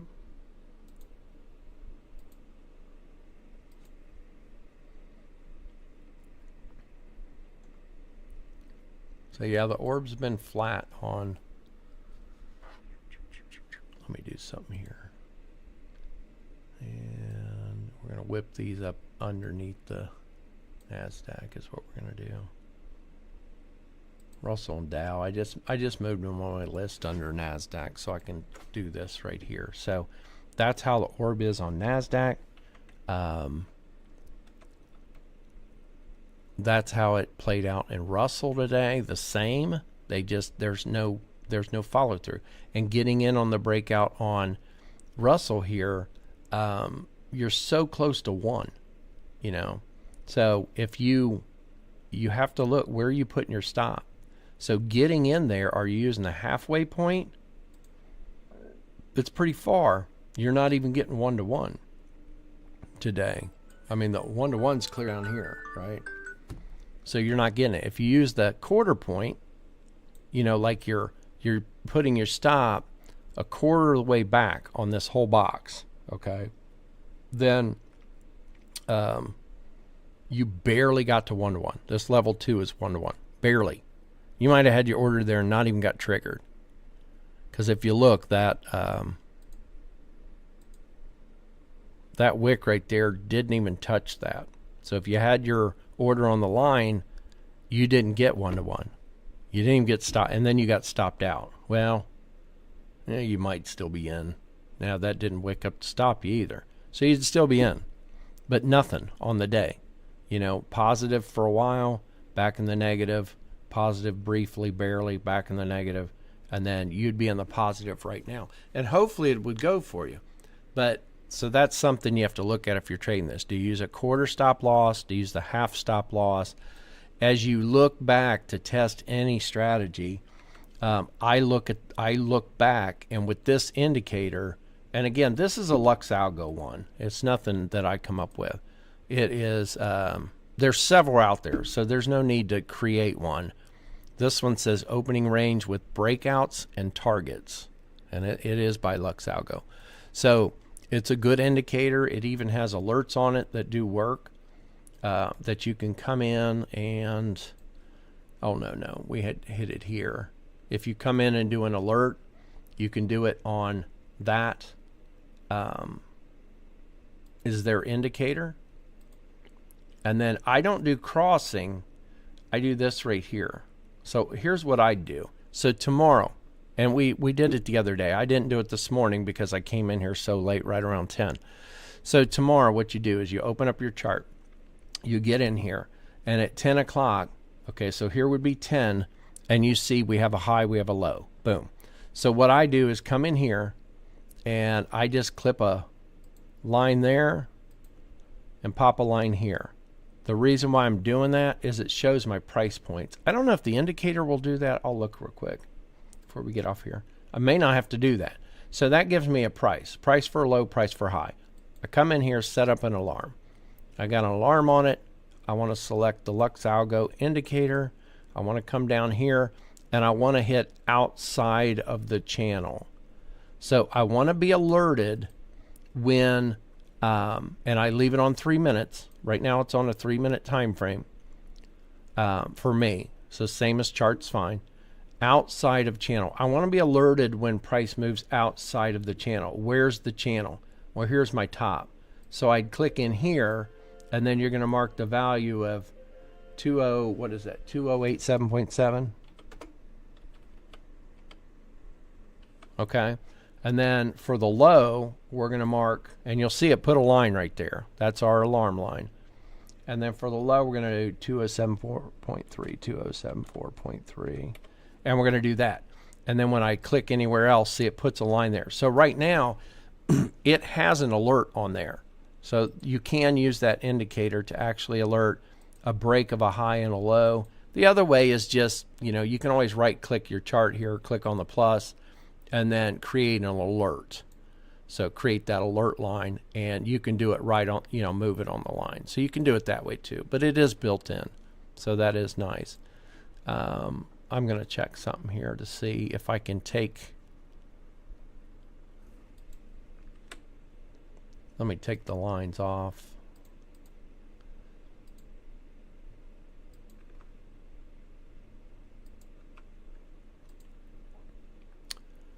I want to see in the indicator. And it gives you a little cell, that little cell bar right there. It gives you a little triangle.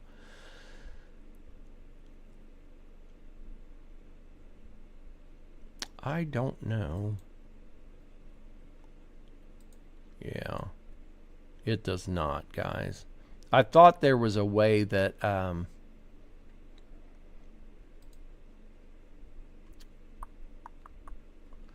it would show the high and the low bars. Like over here. The price is over here and it doesn't do that.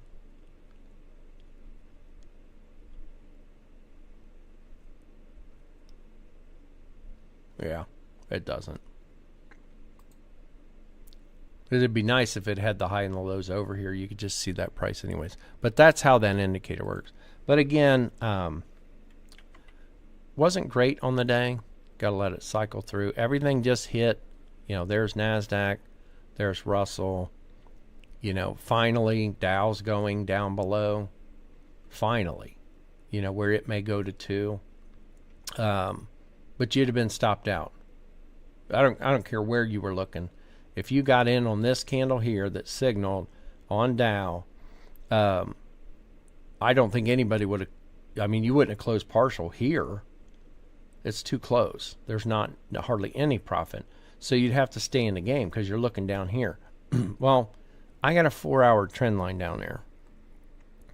So again, for me, that's kind of a cautionary, right? That's a 4-hour line. So it may not even get there. It finally has, but look at what it's taken. It's taken all morning to get there from 10 o'clock to now. Okay, so from 10 to about, 11:30? I don't know what time. Yeah, about 11:30, 11:33.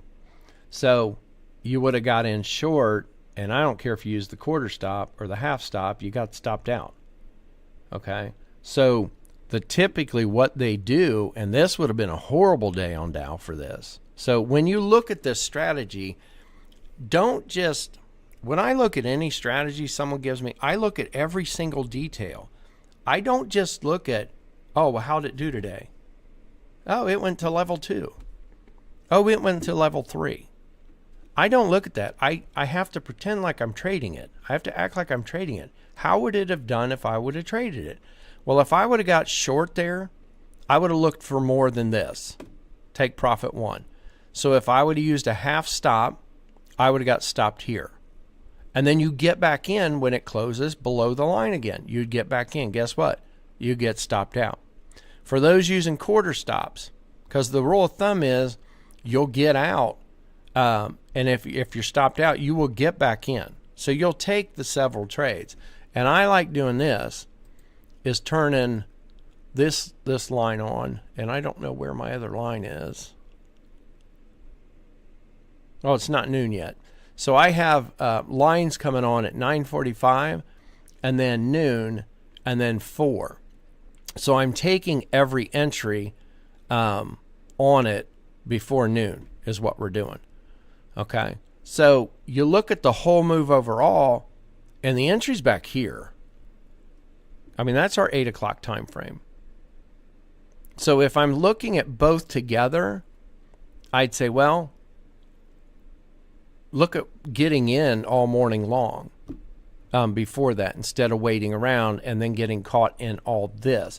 Because if you got in on any one of these other sells, like sold here or sold here, selling here, overall it's still good, but look at this huge pullback you would have sat through in the negative. So that would not have been the greatest entry, but that's at 9:45. That's right, or 9:30. That's right when the stock market opens.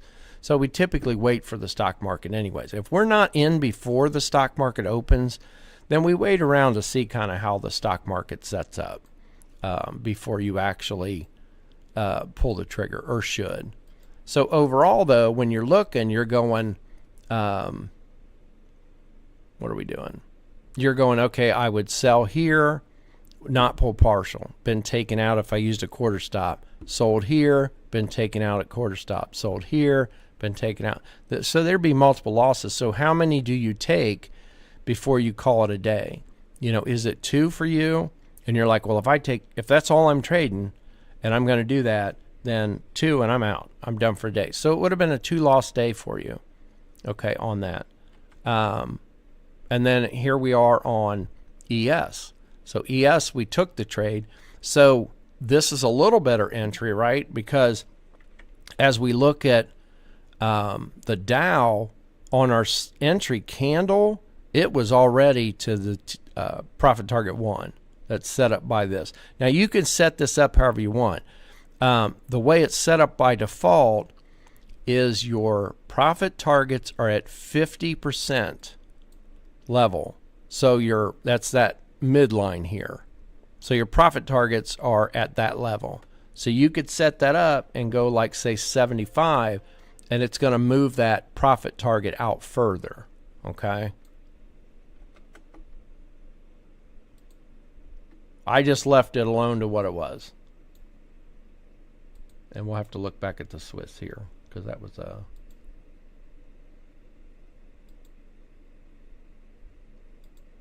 Oh, buy on the Swiss. So we're good. We got another buy, which is great.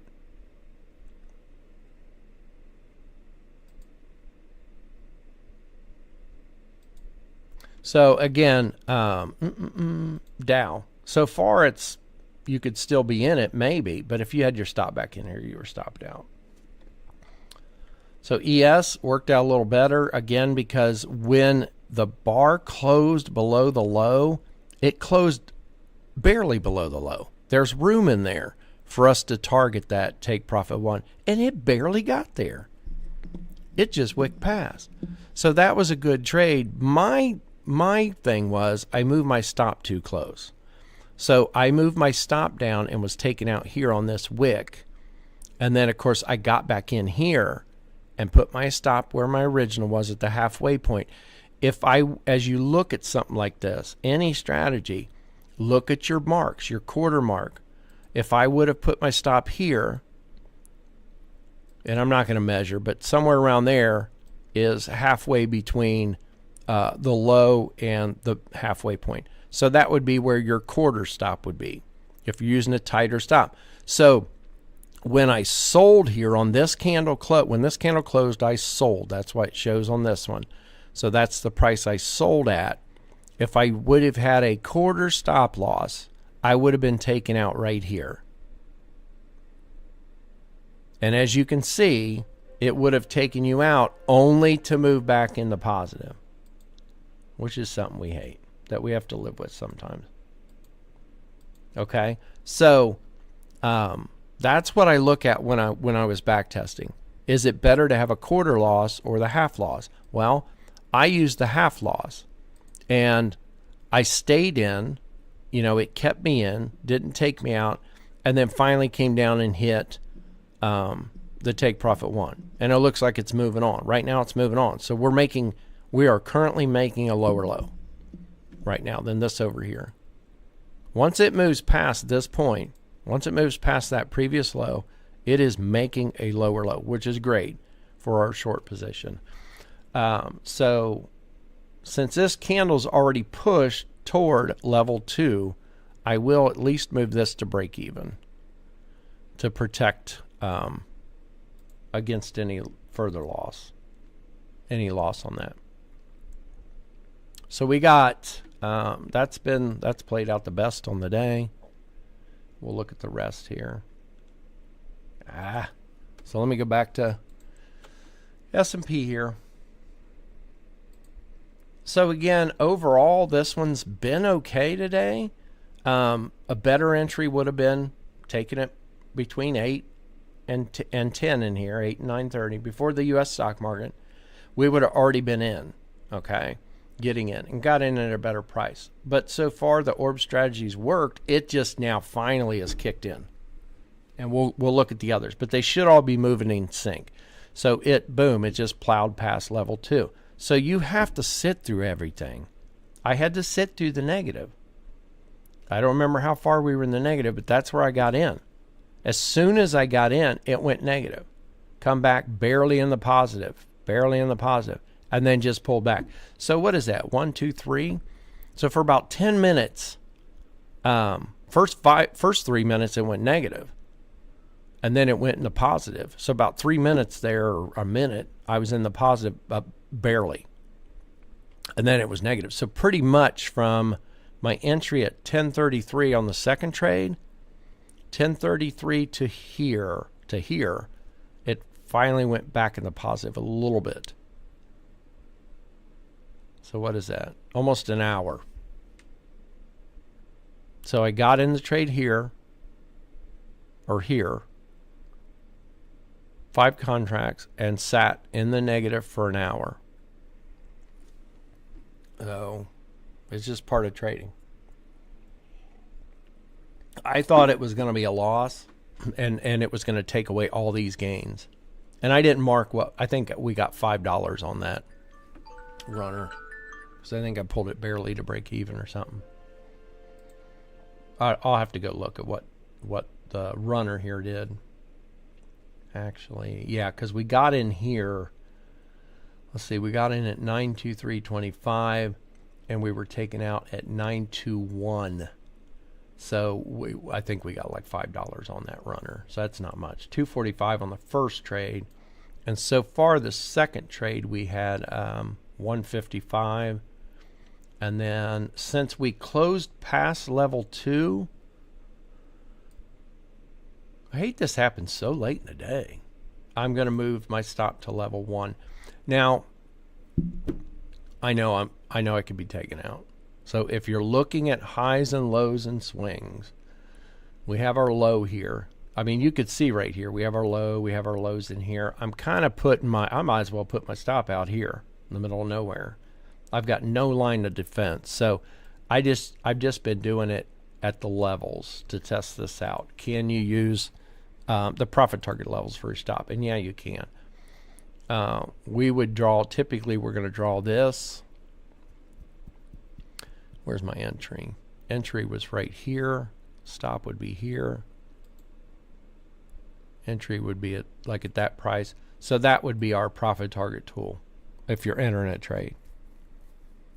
If you're using that, not using if you're using the orb setup, this indicator, you can definitely just use their profit targets and stop. You don't have to use the profit target tool. I'm just showing you the difference. So it says it closed again past level 2. We're going to put it there.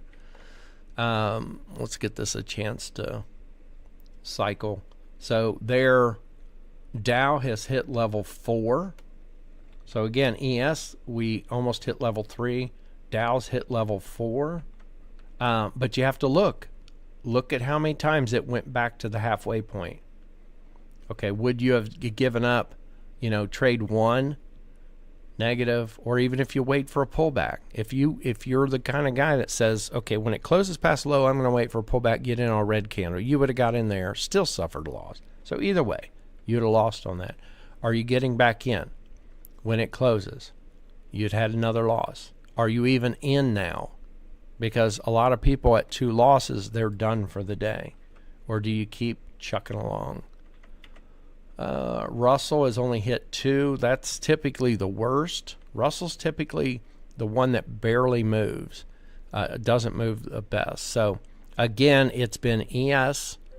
As you look at back testing, and I did a couple months, it was ES did the best, and then so S&P, Nasdaq, and then Dow, and then Russell.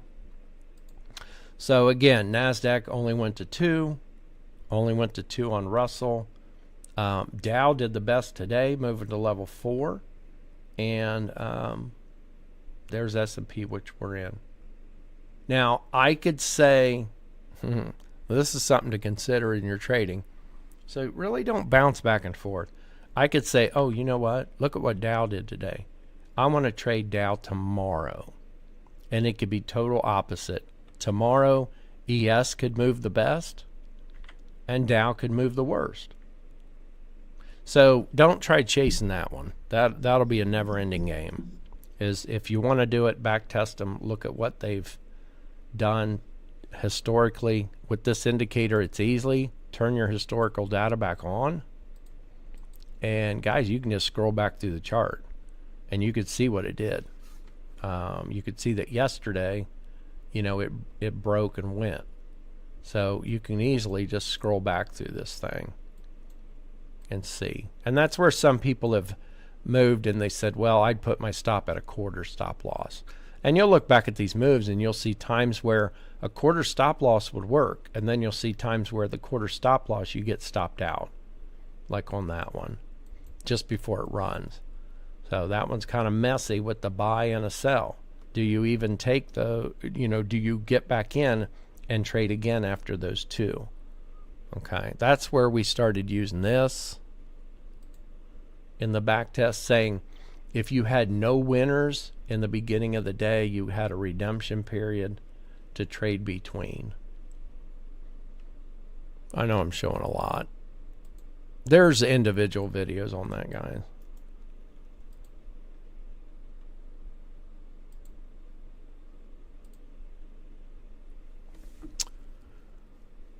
So let's just look at the day. On the day overall, good signals on Dow. We know they all went down today, so I need to turn that indicator back on there.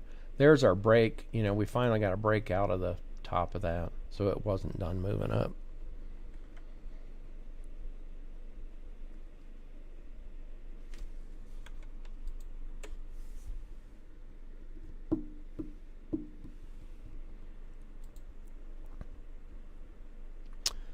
I needed to look at Swiss because I got more alerts.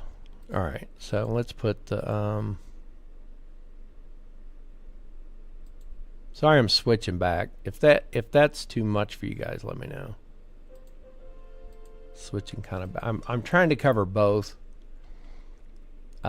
because I know some people are trading that breakout of the U.S. stock market.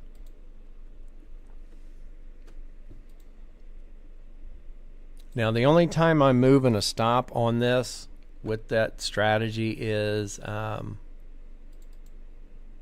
when a candle closes. So the first initial close partial, I'm using a pending order. So I used, in this case, a buy limit, and it closed out 4. So we put on 5 here at the closeout candle. Buy limit of 4 at the target, the first target.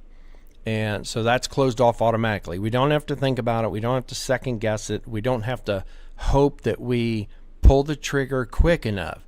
When price just comes down and touches that line, if we're not quick enough to close, it could pull back up, and then we're just closed out at a worse price. So we want to use that limit order. So we do a buy limit, and it closed out 4 for us. Took care of that. You know, it's setting as much of this as you can as auto trading for you. Okay, then we moved our stop, adjusted the order to match, and then we sit in. Now after that, I only move my stop once the instrument is closed past the next level. I want to close. I don't want it to just wick past. Okay, because if you can imagine, if I pulled to break even, when this, you know, just wicked down past level 1, if I'd move my stop to even the halfway, if I move my stop halfway to the quarter stop or move my stop to break even, I would have been stopped out on this pullback. Okay, so, and I did. I moved my stop aggressive and got stopped out here on this wick. So I paid for that. I would still have one other runner on. So the thing is, put 5 on, close 4, leave a runner on. Put 5 on, close 4, leave a runner on. I would have 2 runners instead of 1. So I would have, you know, 200 sitting in the hole right now instead of 1. So, but after that, I wait for a candle to close. That's how I back tested this. Candle closes past the line, move the stop. Trail it 1 or 2 back. I normally go 2 back, but today I decided I would just, it closed there, we're going to move it to 1. And check in on the other 2, because we're still in the Swissy and we're still in this right here. We're still in Bitcoin. Again, we traded, I only traded Bitcoin on the retracement, didn't we? I didn't trade on the way down. We're getting another signal on oil. We're getting signals left and right. So right now, that's our low.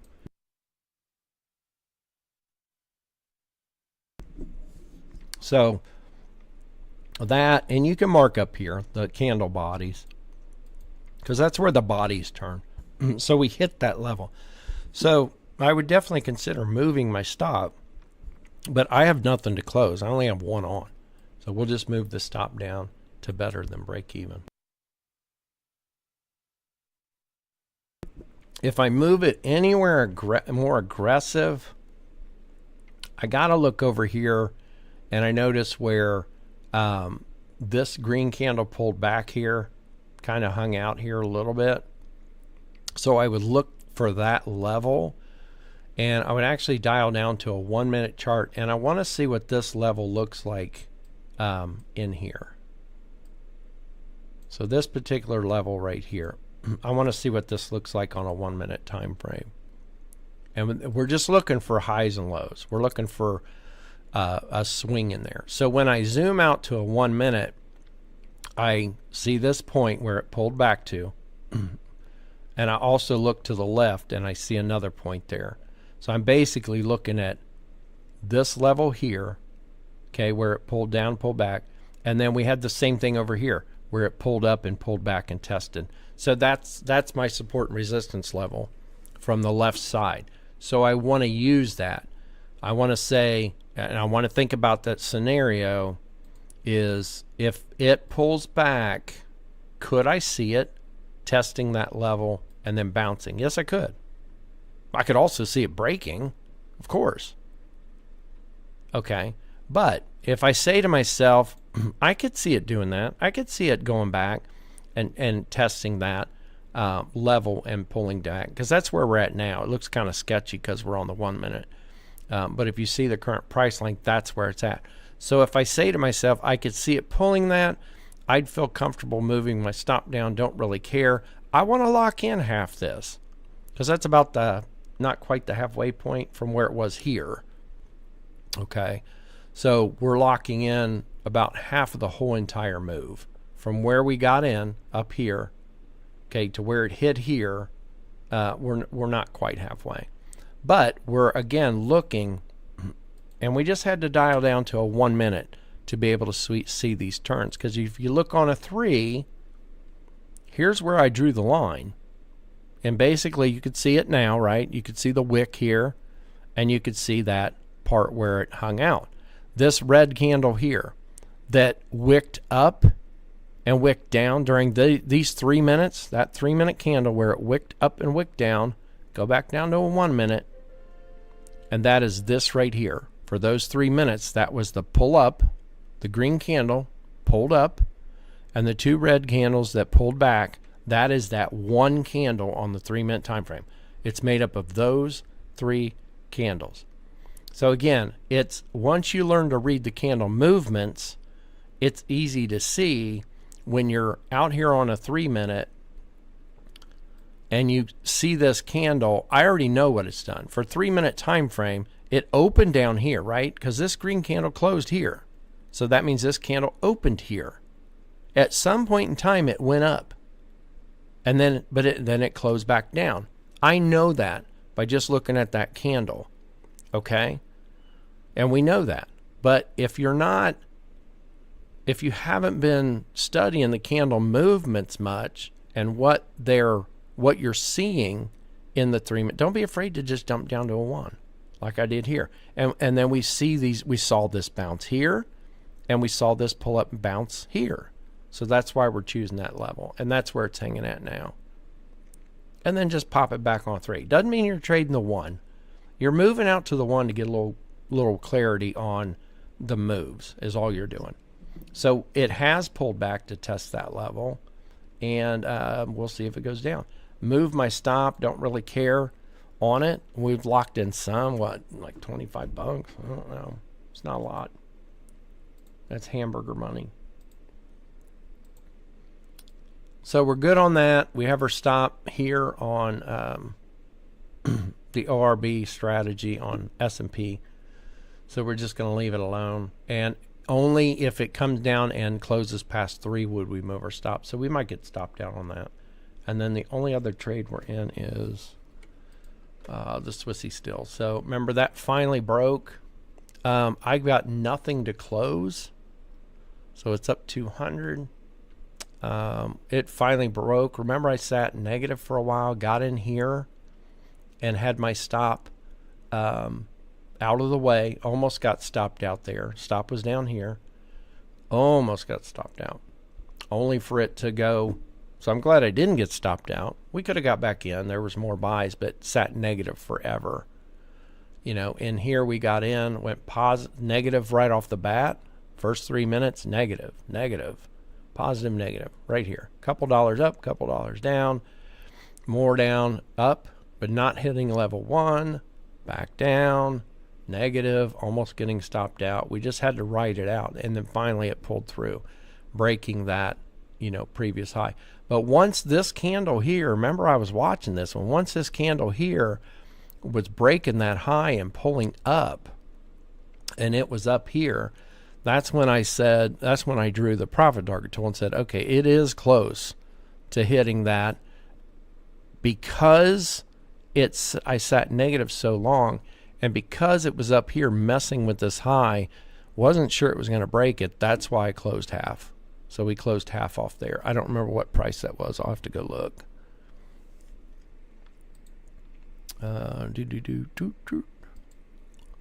Let's see.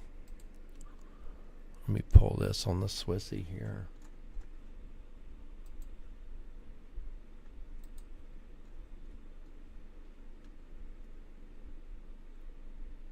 $131.25. So we did get 131 on this, wherever it closed out in there. And we're turning the magnet off. So far it was a decent day. Did not start out the greatest. We had a rocky start. What is that? Took a screenshot or something.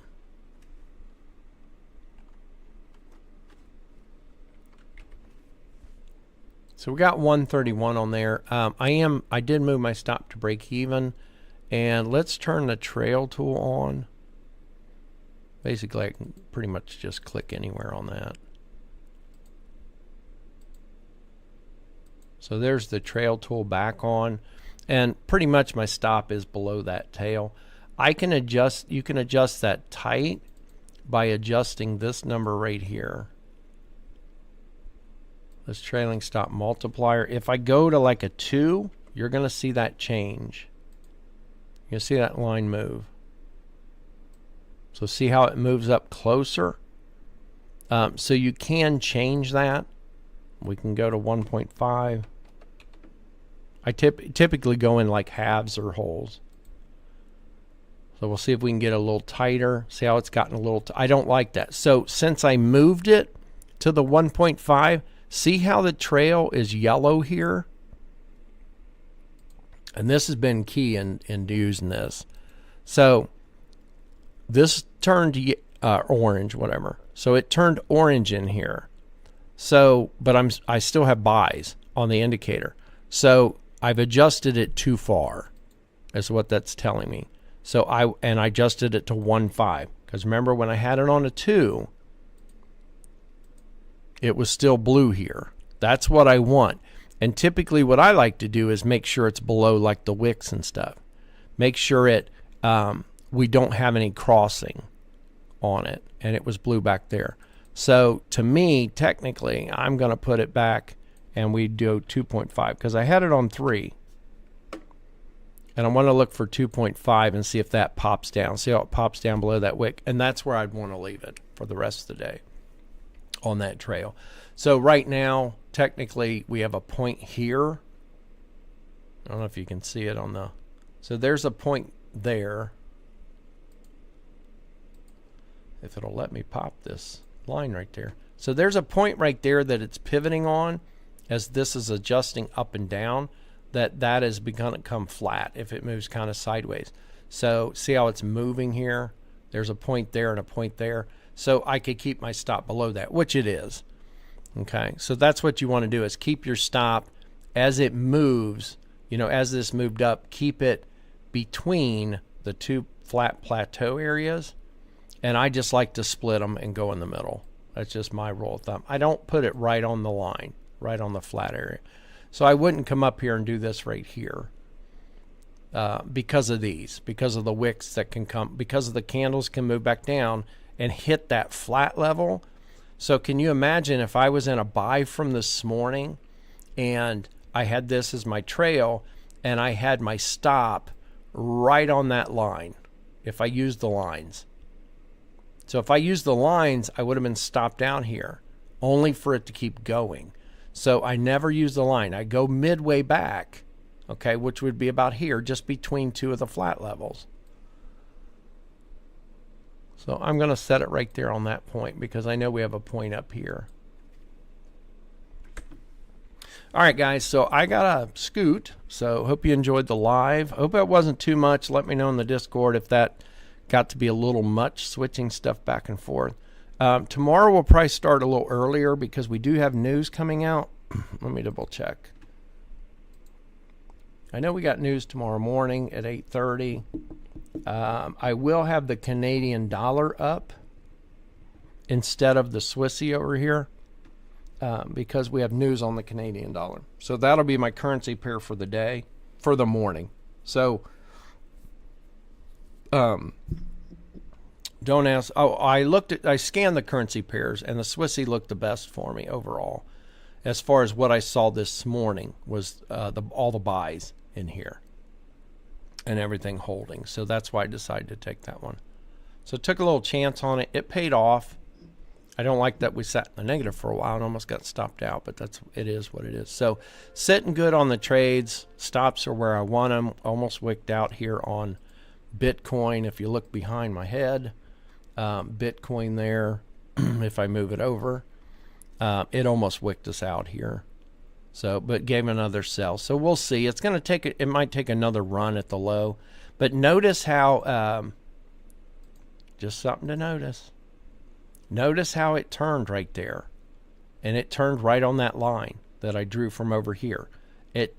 You'll see time and time again where it's shooting for these levels and then it'll respect those levels.